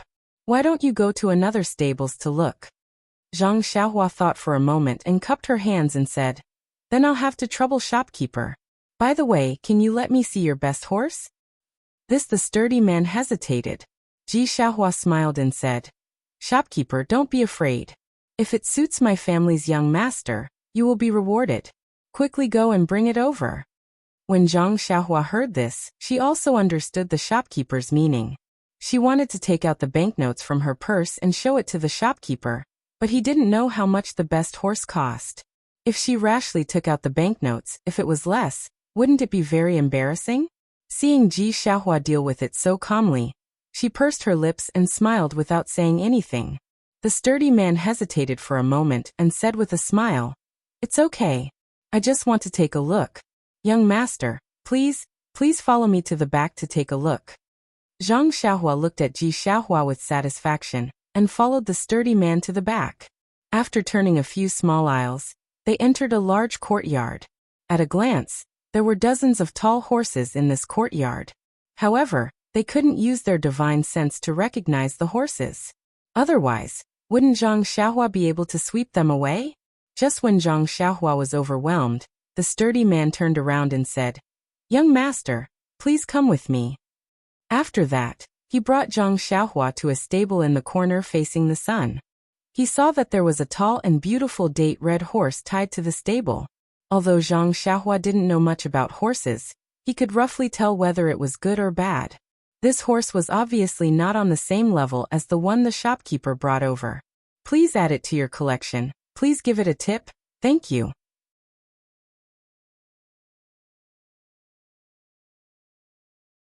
Chapter 320. Zhang Xiaohua smiled and said, "Shopkeeper is really hiding something. Compared to what I saw just now, it's much better." The man was not embarrassed as he laughed and said, "This kind of horse is my favorite. How could I casually give it away? If it wasn't for the fact that young master really loves horses and sincerely asked for it, how could I bear to part with it?" "Bullshit, isn't it just to buy more money? How do I look like someone who loves horses? I just want to find a horse that can carry a sword. Hey. Zhang Xiaohua silently cursed in her heart. Zhang Xiaohua smiled and said, "I don't know if this one can come closer to take a look." The man said, "Of course, but young master should be careful. This horse's temper is very fierce and it won't submit to people. It wasn't easy for this one to subdue it." Zhang Xiaohua waved her hand, indicating that it was fine. She slowly walked closer. This was a good horse with a fat body. It could be seen at a glance. Seeing Zhang Xiaohua walk closer, the horse's eyes revealed a vigilant look. Its hind legs also trembled, eager to try. When Zhang Xiaohua saw this, she stopped and turned her head to ask, "Shopkeeper, can I touch it?" The man smiled and said, "Of course you can." He quickly walked in front of the date red horse and took the reins. He used his hand to comb the horse's mane, and the horse immediately became docile. However, its hooves kept kicking the ground as if it was warning Zhang Xiaohua. When Zhang Xiaohua saw this, she walked in front of the horse and stroked the back of the date red horse. The mane was very soft and very comfortable to touch. Xiaohua curiously walked forward and looked at the date red horse with envy. Zhang Xiaohua stroked it for a while, and then gave a look to Ji Xiaohua. Ji Xiaohua was stunned, but she immediately understood. She walked behind the man and asked, "Shopkeeper, this one has something to ask." When the man heard this, he unconsciously turned around and said, "Little brother, what is the problem? But please tell me." While he was turning around, Zhang Xiaohua exerted force with her hands. The date red horse's legs went soft, and it almost fell to the ground. Then it raised its head and let out a sad neigh. Zhang Xiaohua quickly pulled back her hands and put them behind her back. Before the burly man could finish his question, he heard the neigh of a horse. His expression changed and he quickly turned around. At this time, the date red horse had already stood up. Its forelegs were slightly trembling, and its head was shaking uneasily. It looked at Zhang Xiaohua with eyes full of fear. Zhang Xiaohua stood aside with her arms folded, looking like she had nothing to do with it.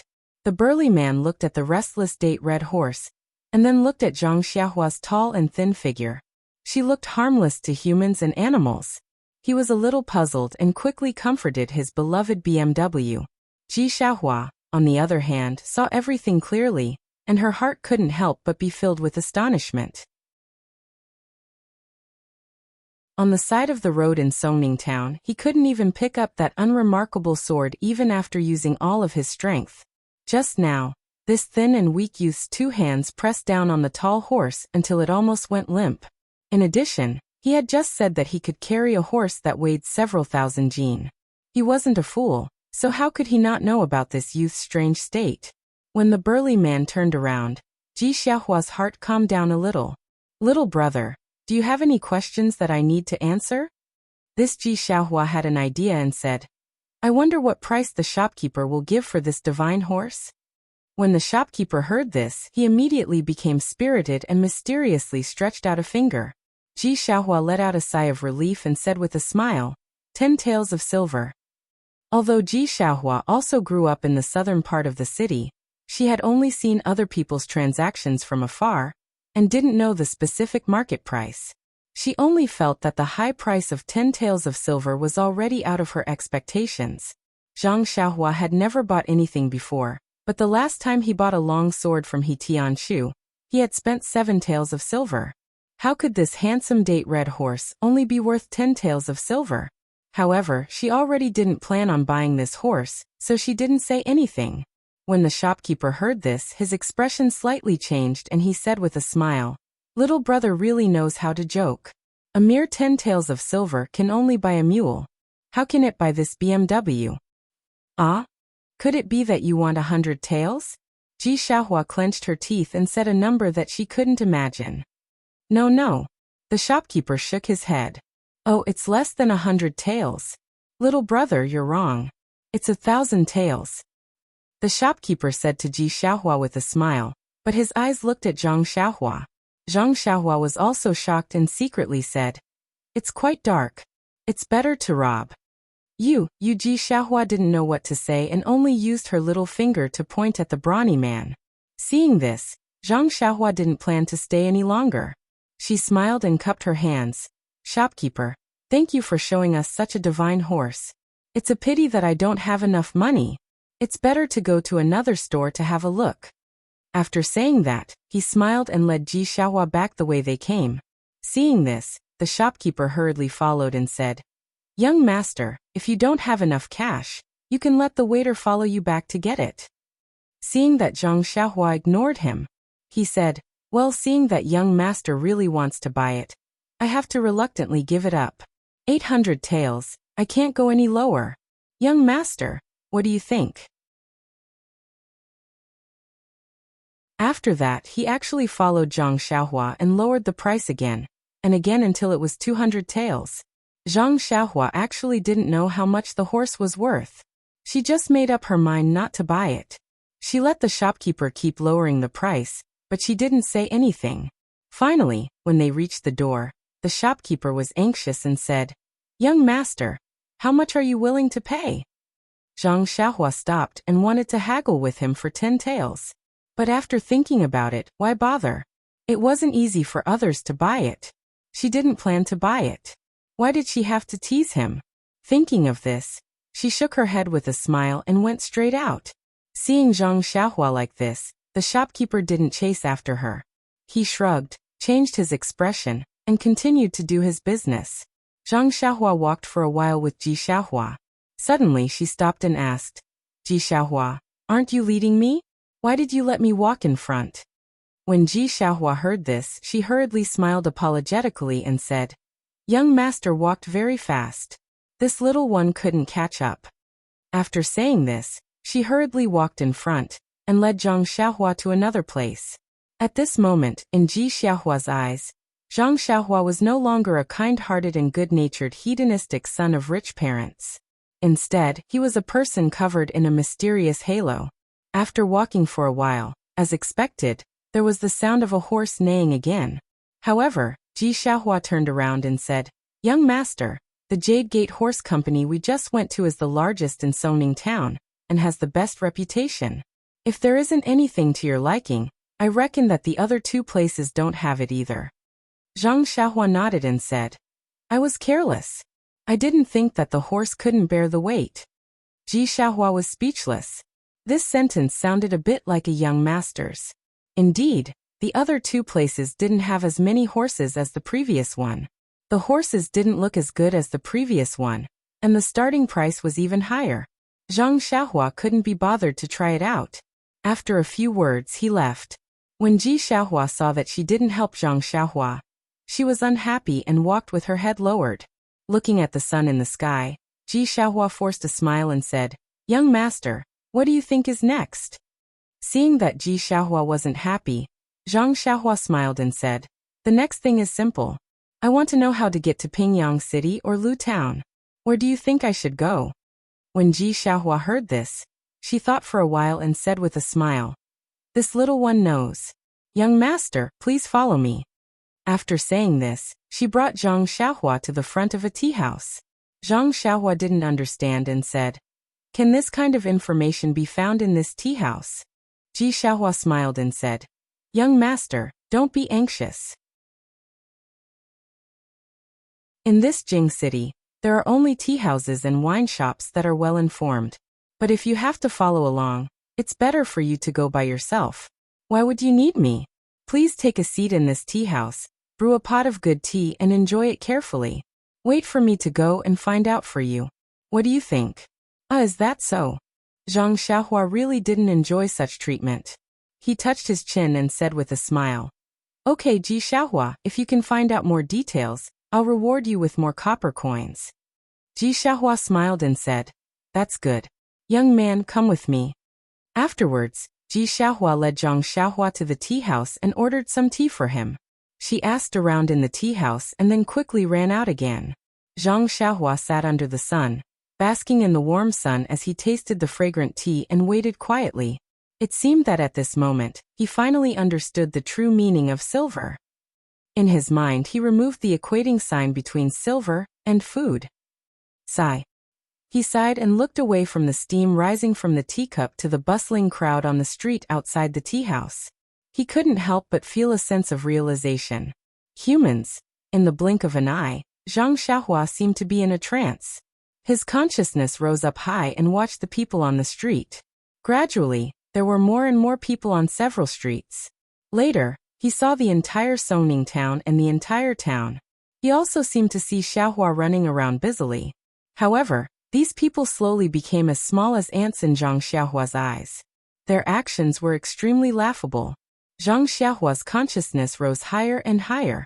He felt like a white cloud floating in the sky.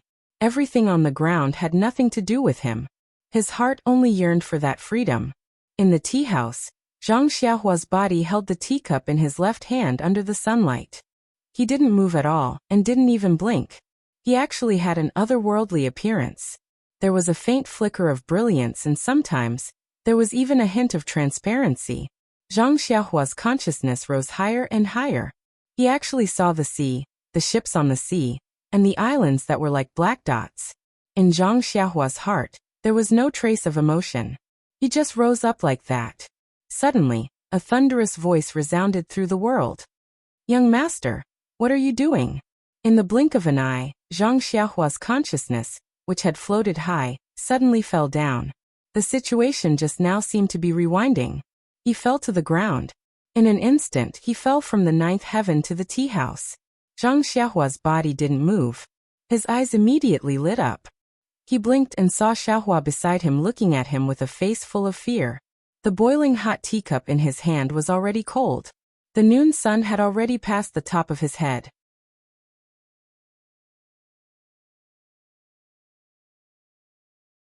Chapter 321. Zhang Xiaohua smiled. Only then did he realize that the boiling hot teacup in his hand had already turned cold. The noon sun had already passed over his head, and his body, which was sitting under the sunlight, was gradually moving into the shadows. That fleeting moment had actually taken such a long time. Zhang Xiaohua couldn't help but frown. He felt that it had only been a few breaths of time. This feeling was really very strange. After carefully savoring that mysterious feeling, Zhang Xiaohua had a kind of understanding in his heart. It was an indescribable feeling. Then with a thought, he secretly checked the cultivation of the Heart Sutra. Sure enough, the stagnant cultivation had already shown signs of loosening. It was as if he could see the light of the sixth layer. Zhang Xiaohua was very emotional. In the past, he had to painstakingly absorb the vitality in vitality stones in order to advance a little. Just now, in just a few breaths of time, his cultivation, which had been unable to advance no matter how much vitality he absorbed, had advanced a solid step forward. It seemed that the cultivation methods of the middle and early stages of the qi refinement realm were still very different. Thinking about the situation just now, Zhang Xiaohua still felt some lingering fear. He wasn't too sure if this situation was lucky or unlucky. He only knew that if Ji Xiaohua had called him a little later, Perhaps his consciousness really would have flown beyond the 9 heavens. Misfortune is where fortune lies. Fortune lies where misfortune lies. Zhang Xiaohua looked at Ji Xiaohua's childish and anxious face and felt very emotional. He had only come to Songning Town to inquire about the way home. But he had met this child who had the same name as him, and so many things had happened. The improvement of his mental state and the increase of his cultivation were real matters. All of this was inextricably linked to Ji Xiaohua. However, what could he do for him? Although he knew how to refine pills, he only had a pile of fasting pills. He didn't have any immortal pills for living people or pills for curing illnesses. Although he cultivated the path of immortality, he only knew how to kill people. What could he help him with? Just as he was thinking, Xiaohua called out again. "Young master, are you all right?" Zhang Xiaohua smiled and said, "How could I be all right? I'm fine, I'm fine." Then he called out, "Waiter, give me some desserts." "All right," the shop assistant in the distance replied cheerfully. But in his heart he secretly thought, "This guy must be a fake young master. He didn't even drink a cup of tea, and sat there for the whole afternoon. Isn't it because he's afraid of eating too much snacks?" When he saw that his companions were here, he quickly ordered one. "Hee, I've seen a lot of people like him." Zhang Xiaohua pointed at the stool and said, "Ji Xiaohua, have a seat. You look exhausted. Drink some water first and have some snacks later." After that, he picked up the teapot and poured some water for Xiaohua. Ji Xiaohua didn't dare to sit down and rushed to pour herself. Zhang Xiaohua smiled and said, "You'd better do it. I want to thank you with this cup of water." Xiaohua said shyly, "Young master, you're welcome. Didn't you want me to do something for you?" Zhang Xiaohua reached out and patted him on the shoulder to let him sit down. She put the poured tea in front of him and said, "I have something else to thank you for." "Ah," Xiaohua said in surprise, "Young master is amazing. You already know?" Zhang Xiaohua asked curiously, "What do I know?" "Is this not what young master is talking about?" Xiaohua said as she carefully took out a piece of white cloth. "What is this?" Zhang Xiaohua asked. "So young master doesn't know." "Know what? How would I know? If you don't tell me, of course I don't know. Only if you tell me will I know." Zhang Xiaohua was in a good mood and chatted with Ji Xiaohua. At this moment, the waiter served the fragrant pastries. Zhang Xiaohua pointed at the pastries and said, "This is also to thank you. Eat to your heart's content." Xiaohua stuck out her tongue and swallowed her saliva. She said, "Young master Xie, you should take a look at this first." Zhang Xiaohua took the white cloth and unfolded it. On the upper right corner were the words Songning Town, and on the lower left corner were Pingyang City and Lu Town. In the middle were a few other names. In between these names, there were many lines drawn. Could this be the route from Songning Town to Lu Town and Pingyang City? Looking at Zhang Xiaohua's surprised expression, Ji Xiaohua was very pleased. As he ate the desserts, he said, "Young master, the Pingyang City that you mentioned is really far away. I've asked a few people and they all told me different things. However, this route is what most of them said. Moreover, it's really a coincidence that someone in Lu Town had gone there to sell silk before and found out about it." "Silk? Why didn't I know that Lu Town produces silk?" "Hee, young master, it's just fake silk." "Oh, I see." Subsequently, Xiaohua continued, "I could have come back earlier, but I thought that if I told you, you might forget in a while. I wanted to draw one myself, but it was like a cat scratching. I had no choice but to find a street artist to help me draw it." Following that, she took a big bite of the crispy pastry and said angrily, "That guy actually took advantage of the situation to increase the price and asked me for 3 copper coins. It's more expensive than a New Year's painting. Oh, young master, I'll pay for these 3 copper coins. You don't have to worry about it. I didn't even manage to buy a horse just now. I feel sorry for making you come here for nothing." Zhang Xiaohua listened with interest. "Hee, if you paid for it yourself, why did you tell me the price of this white cloth? This guy is really clever. He's much better than me when I was young." However, looking at the very detailed lines drawn on the white cloth, why would Zhang Xiaohua care about this little trick? It was smart of him to only do this little trick. There were many lines on the white cloth, but Zhang Xiaohua already understood them with just a glance. They were deeply imprinted in his mind. However, he still carefully folded the white cloth and kept it in his arms. Seeing this, Xiaohua smiled even more brightly, as if she had received the biggest reward for her hard work. After eating half of the pastry, Xiaohua stopped eating. Zhang Xiaohua asked curiously, "It's already noon. Is this enough for you?" It's enough, it's enough. I'm small and my stomach is small. I'm already full." Okay. Now that you're full, come with me to do something else." After Zhang Xiaohua finished speaking, he got up and was about to leave. At this moment, Xiaohua asked softly, "Young master, can I take the rest of the pastry away?" Zhang Xiaohua stared blankly and said repeatedly, "Yes, of course you can." Xiaohua hurriedly took out a very clean handkerchief from his arms and carefully wrapped up the remaining pastry, keeping it in his arms. Zhang Xiaohua smiled and didn't say anything, letting the waiter settle the bill. After leaving, Xiaohua asked, "Young master, where are we going next?" A bank. Songning Town was different from Lu Town. It was close to the harbor and had a very developed business. There were several banks alone. Zhang Xiaohua didn't care about it, so Ji Xiaohua went to the nearest one. This bank wasn't big and had few customers, which suited Zhang Xiaohua very well. Unlike other places, the bank didn't have any waiter to serve customers, only a tall counter. It was Zhang Xiaohua's first time coming to this kind of place. Looking at Ji Xiaohua, who was also looking around, it must be her first time as well. Zhang Xiaohua looked at the solemn old man behind the counter, took out a banknote, and handed it over. The old man with a grizzled beard was expressionless. He reached out to take it, but when he opened it he frowned. That's right. Most of the customers who came to the bank would exchange large amounts of silver for banknotes for convenience of carrying around, or exchange banknotes for silver. The bank would take a cut from each transaction. Only when the amount was large would it be worth it. Although this small bank was small in scale, the banknotes that the old man saw were mostly in the hundreds and thousands of denominations. None of them were like the banknotes in front of him, which were only 5 taels. 5 taels was fine, but this banknote wasn't issued by his own bank. If it wasn't a banknote from his family, the old man could refuse to exchange it. However, the bank that issued the banknotes was a rather large one. Although the head office of this bank was far away, it had an alliance with his family. Thus, he had to exchange it for the old man. Furthermore, he couldn't ask for more.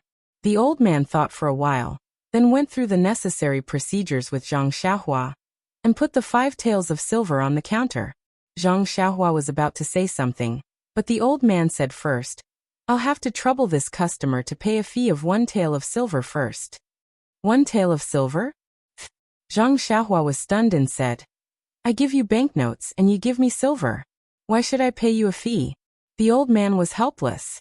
Seeing that there weren't many customers in the bank, he patiently explained the details. After listening to the old man's general financial knowledge, Zhang Xiaohua was enlightened. This banknote was convenient to carry, but the price was not small. Zhang Xiaohua sighed. She had a pile of gold in her purse, but it wasn't suitable to take it out now.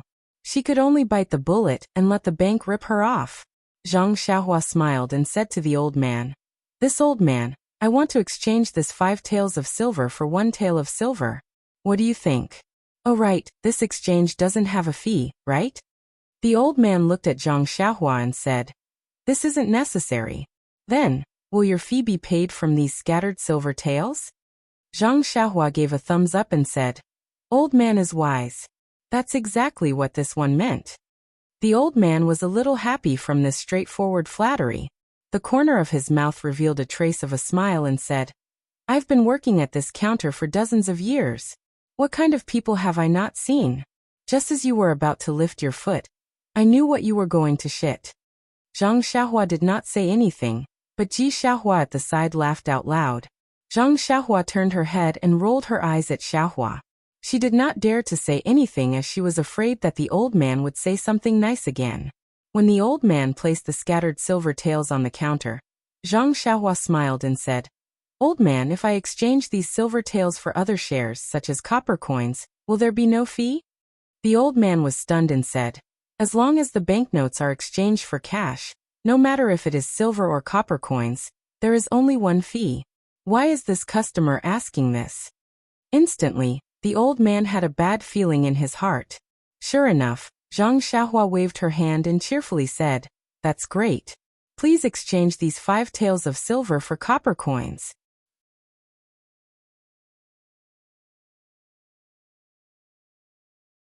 Chapter 322. This. The old man from the bank was a little dumbfounded. He sat there for a moment, not knowing what to say. After a long while he muttered, "Could it be that this guest came to our bank to find trouble?" Zhang Xiaohua was surprised. "I'm just taking my money. Who wouldn't have the patience to find trouble with you?" "Then take the money and go.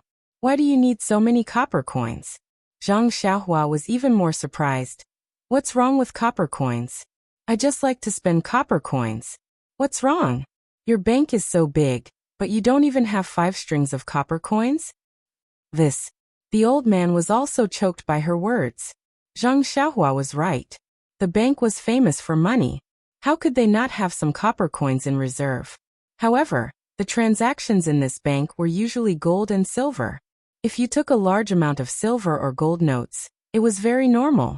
But the person in front of them took 5 taels of silver notes and wanted to exchange them for 5 strings of copper coins, which was a big sum of 5,000 copper coins. This was unprecedented. "Are you a bank or not? Do you have copper coins?" Zhang Xiaohua was a little impatient. The old man came to his senses and confirmed, "Guest, do you really want to exchange them for copper coins?" "Yes, I want to exchange them for copper coins." The old man still persuaded. "Guest, when you go to the market to spend, you can just use the scattered silver. Why do you have to go through so much trouble?" Zhang Xiaohua insisted. "Isn't the wall of your bank written above guest? Can't you satisfy this small request of mine?" The old man looked at the 4 big words on the wall and had no choice but to stand up and say, "Xiao San, Xiao Si, go and give this guest 5 strings of copper coins." "Wait." Zhang Xiaohua thought of something and took out 2 banknotes from his bosom. "By the way, old mister, can I trouble you to exchange one of these banknotes for a copper coin and the other for a copper coin?" "Ah." The old man was stunned. "Why do you want to exchange them?" "Yes. Don't tell me your bank doesn't have any copper coins?" The old man sighed helplessly. He waved his hand and said, "Xiao Si, you two go to the back and see if there are enough copper coins in our treasury." Fortunately, it didn't take long for them to hear groaning and groaning behind them. The 2 of them carried out a bunch of copper coins and walked to the back of the counter with great effort. They then used a lot of strength to place the coins on the tall counter. At this moment, the 2 of them had never complained more about who designed such a tall counter. Seeing the small mountain of copper coins on the counter, Zhang Xiaohua felt a little dizzy. He had never thought that 10 taels of silver could be exchanged for so many copper coins. Looking at the dozens of small pieces of silver on the side, they were also worth half of this mountain of copper coins. In an instant, Zhang Xiaohua's almost zero knowledge of finance was added with another thick stroke. Looking at so many copper coins, Zhang Xiaohua smiled and asked, "Old man, can your bank give me a big gunny sack?" The old man was already depressed enough from her harassment. He didn't say anything and waved his hand at Xiao San. Xiao San casually took out an old gunny sack from under his feet and threw it on the pile of money. Zhang Xiaohua didn't mind and happily took it. He put the 10,000 copper coins into the gunny sack and carried it with his hand. Then he turned his hand and grabbed the dozens of small pieces of silver on the counter and put them into his bosom. Then he quietly stood there. The old man saw that Zhang Xiaohua still didn't leave and frowned. "Guest, is there anything else?" Zhang Xiaohua was a little surprised. He opened his mouth to say something, but the old man quickly said, "Guest, you should hurry up and do your own things. Our bank really doesn't have any spare copper coins. Even if you want to exchange, you can't." Hearing this, Zhang Xiaohua chuckled and said, "Since you really don't have any, I won't exchange. However, your bank should carry more copper coins. Maybe I will exchange them tomorrow." The old man sat behind the counter and rolled his eyes. He almost fainted. He repeatedly waved his hand and said, Guest, please walk slowly. I still have things to do, so I won't stand up. Zhang Xiaohua smiled and said, You really want me to leave now? Yes, guest, you should hurry up and leave. At this time, the old man no longer cared about the guest is above all shop rules on the wall, and said what was in his heart. Okay, I will leave now. After that, Zhang Xiaohua easily picked up the big sack and turned to walk out of the bank. Behind him, Xiaohua was also puzzled. As soon as they walked out of the bank, Xiaohua quickly caught up with Zhang Xiaohua and whispered, Young master, did you make a mistake just now? It seems that. Before Ji Xiaohua finished speaking, Zhang Xiaohua looked back and took Ji Xiaohua to run. He didn't care about the direction. After turning several intersections, he stopped and said with a smile, I made a lot of money. I made a lot of money today. Today's money is worth a month of my time in Huanqi Mountain Villa. Young master, what are you talking about? Why can't I understand? Is it because the bank doesn't have a commission? Zhang Xiaohua didn't explain to him and said, You are just a child. What do you know? Let's go. At this time in the bank, the old man just got out of his impetuous state and was leisurely tasting the fragrant tea. He seemed to feel that something was missing in his heart. Suddenly, he put the teacup on the table and asked, Xiao-san, Xiao-si, when you gave the young man the money just now, did you take out the commission? The two of them looked at each other and explained, The commission has always been taken by you. Of course, we will not snatch it from you. Oh, I was confused by this little rascal just now and forgot to deduct the commission. After saying that, they hurriedly ran out of the bank and couldn't see him. The old man looked left and right but didn't see him. He stomped his feet and walked back. The two of them comforted him. Don't be anxious, old man. Didn't that rascal say that he will come back tomorrow? We will ask him to return it tomorrow. Return my ass. Didn't you see that the banknote says Pingyang City? This rascal is from another city. Who knows, he might leave the city in a while. Why would he come back tomorrow? The two of them pursed their lips and said, So, old man knew that he was from another city. That's why you said that the commission was 1 copper coin. It's not like you don't have a share in it. What's there to be indignant about? Forget it, forget it. You have been hunting geese every day. Today you have been pecked in the eye by the geese. Go? Where do you want to go now, young master? Xiahua Ji asked very responsibly. Zhang Xiahua held the long sword in one hand and the sack in the other. She didn't have a third hand to rub her chin. She thought for a while and said, Let's go to your house first. Go to my house? Xiahua Ji didn't understand. However, she still listened to Zhang Xiahua Ji's words and turned to lead the way.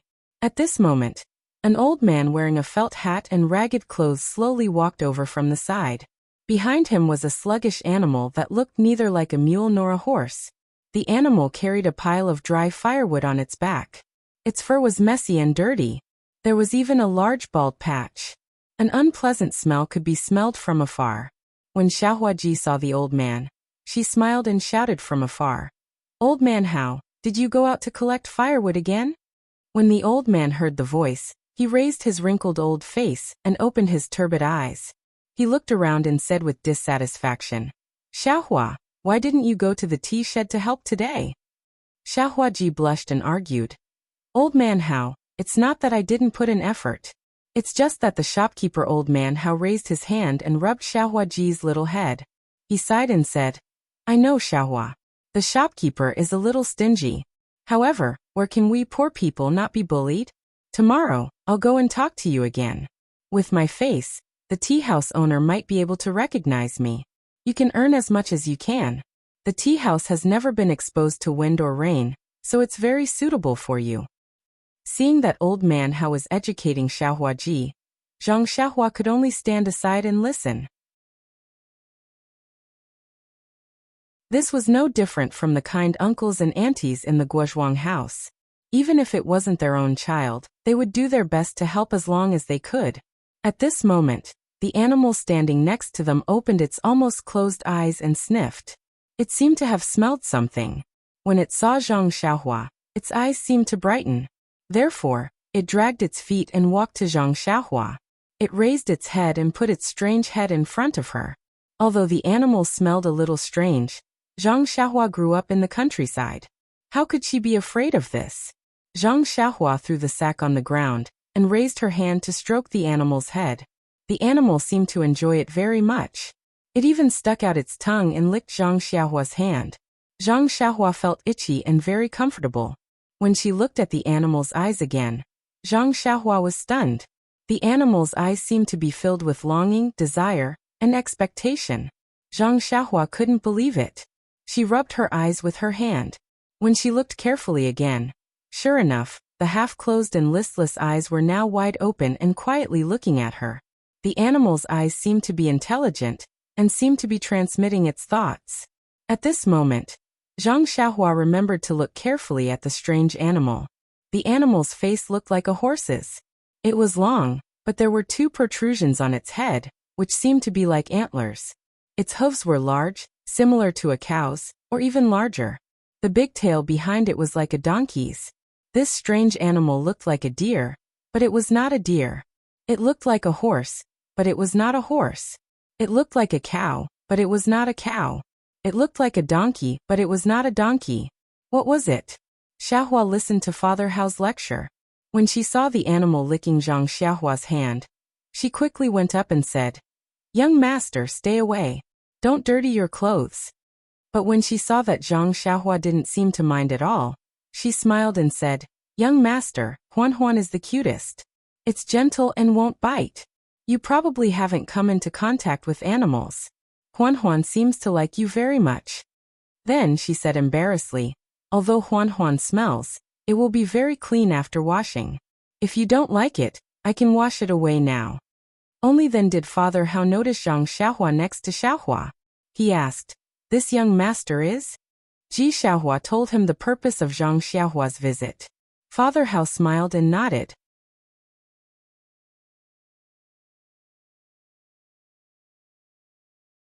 Chapter 323.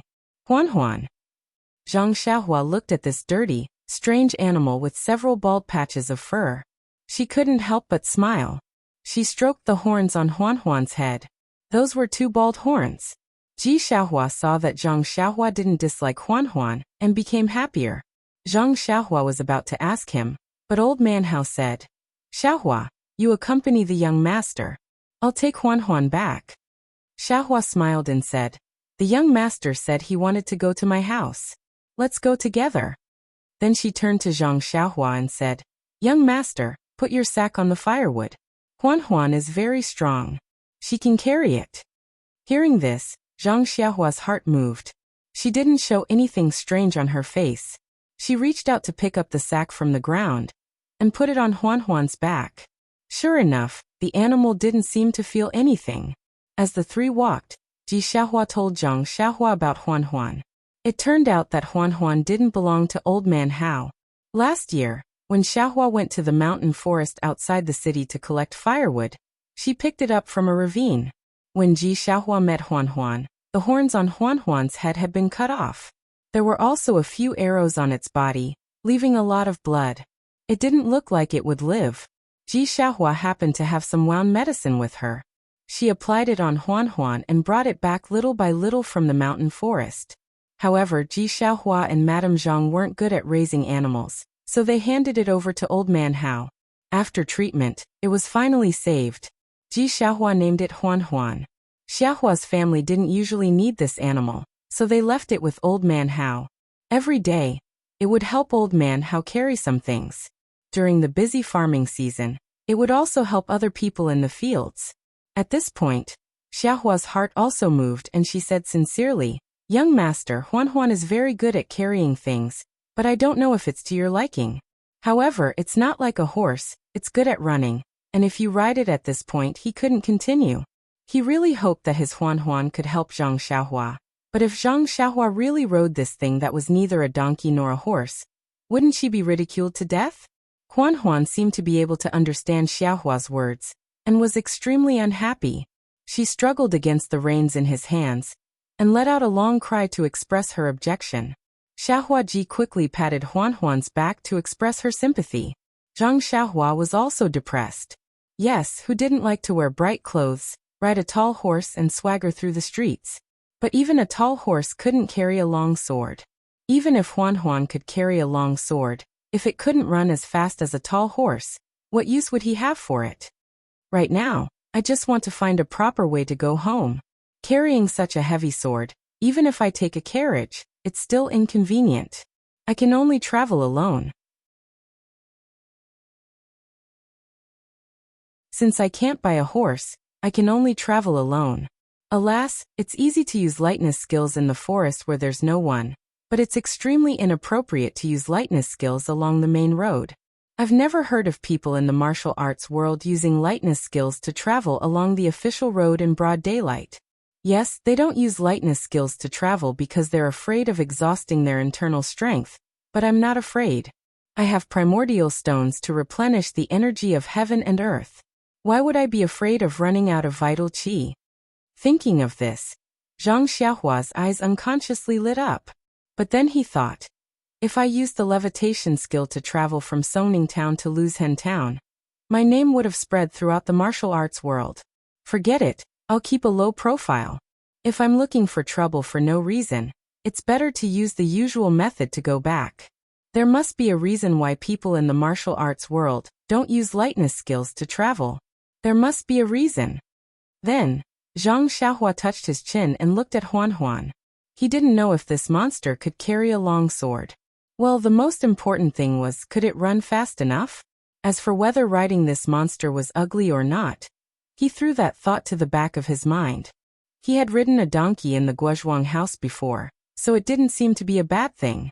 Thinking of this, Zhang Xiaohua asked tentatively, Xiaohuaji, how heavy can Huan Huan carry? Young master, you have to ask Old Man Hao about this. I've never used Huan Huan like this. Old Man Hao, who was walking slowly in front, turned around and said, Young master, I'm not boasting, but Huan Huan is really the best animal I've ever seen. The mule squeaked when it carried a little bit of firewood, but Huan Huan didn't respond at all. It's even good at plowing the fields. Not only can it walk steadily, but it also plows deeply. It often does the work of other cows for 2 days. Several farmers near the city want to buy it, but Xiaohua is unwilling to part with it. That's why I've been keeping it.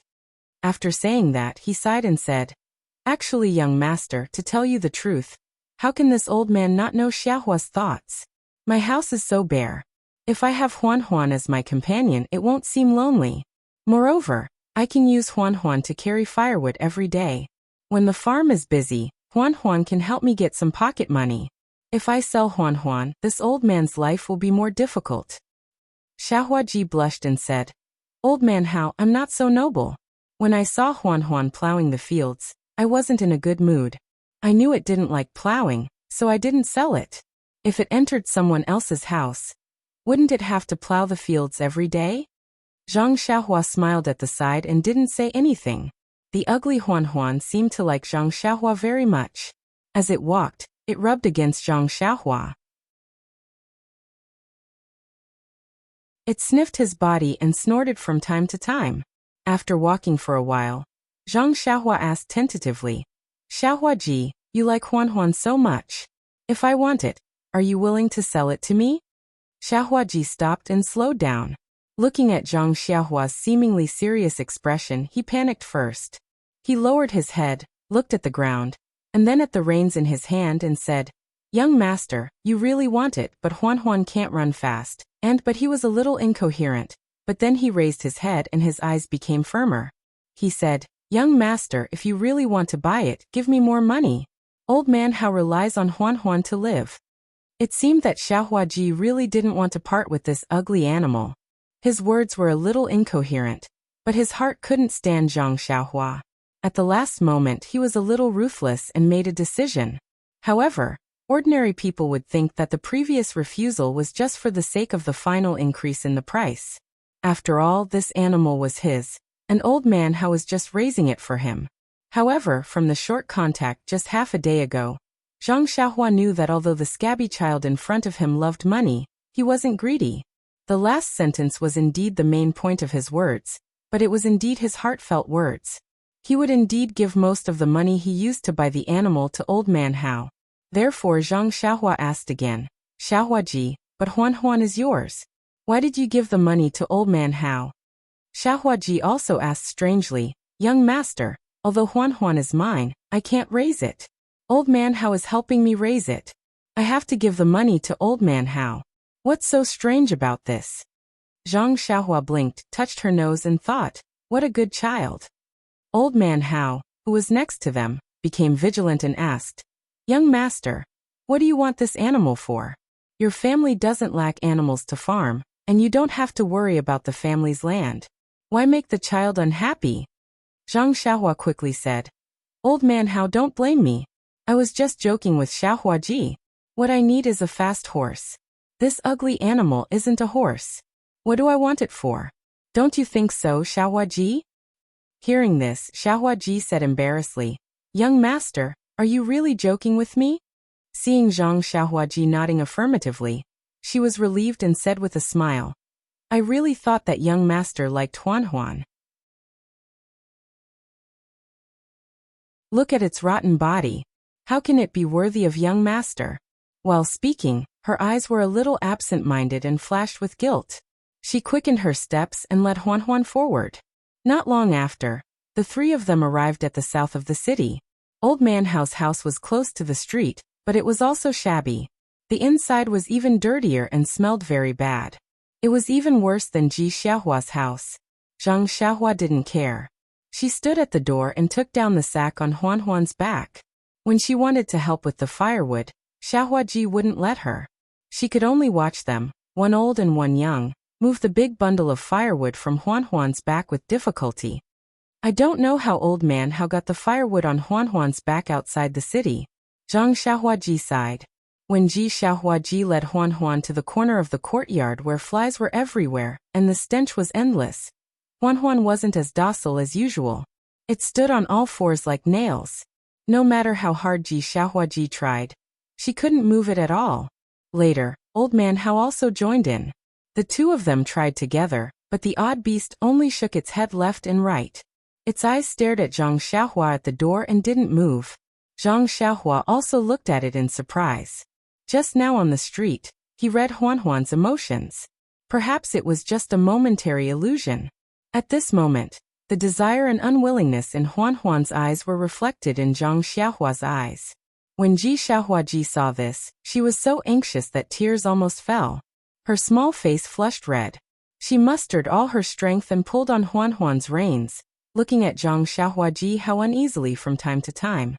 Zhang Xiaohuaji how sighed. He turned around, picked up the sack, and left the courtyard. After a while, the light in Huan Huan's eyes disappeared. Her eyes dimmed again, and she closed them again, revealing a slight gap. She moved her feet slowly. Under Ji Xiaohuaji Hao's command, she walked to the dark corner and stopped moving. She let the flies crawl all over her body. The donkey-like tail behind her was too lazy to move, let alone the swill in front of her that was already rotten. No matter what, she couldn't open her mouth. Ji Xiaohuaji Hao clearly saw that in the corner of Huan Huan's eyes, there was a sparkling and translucent teardrop. That you're tuning in to the Li Mei's Wuxia Whispers YouTube channel. We're so grateful for your support, and don't forget to subscribe to join us on this incredible journey through captivating stories. Your generosity through donations truly makes a world of difference, as it's the primary source of revenue that allows me to expand and enhance this channel for you. Thank you from the bottom of my heart for being a part of this adventure.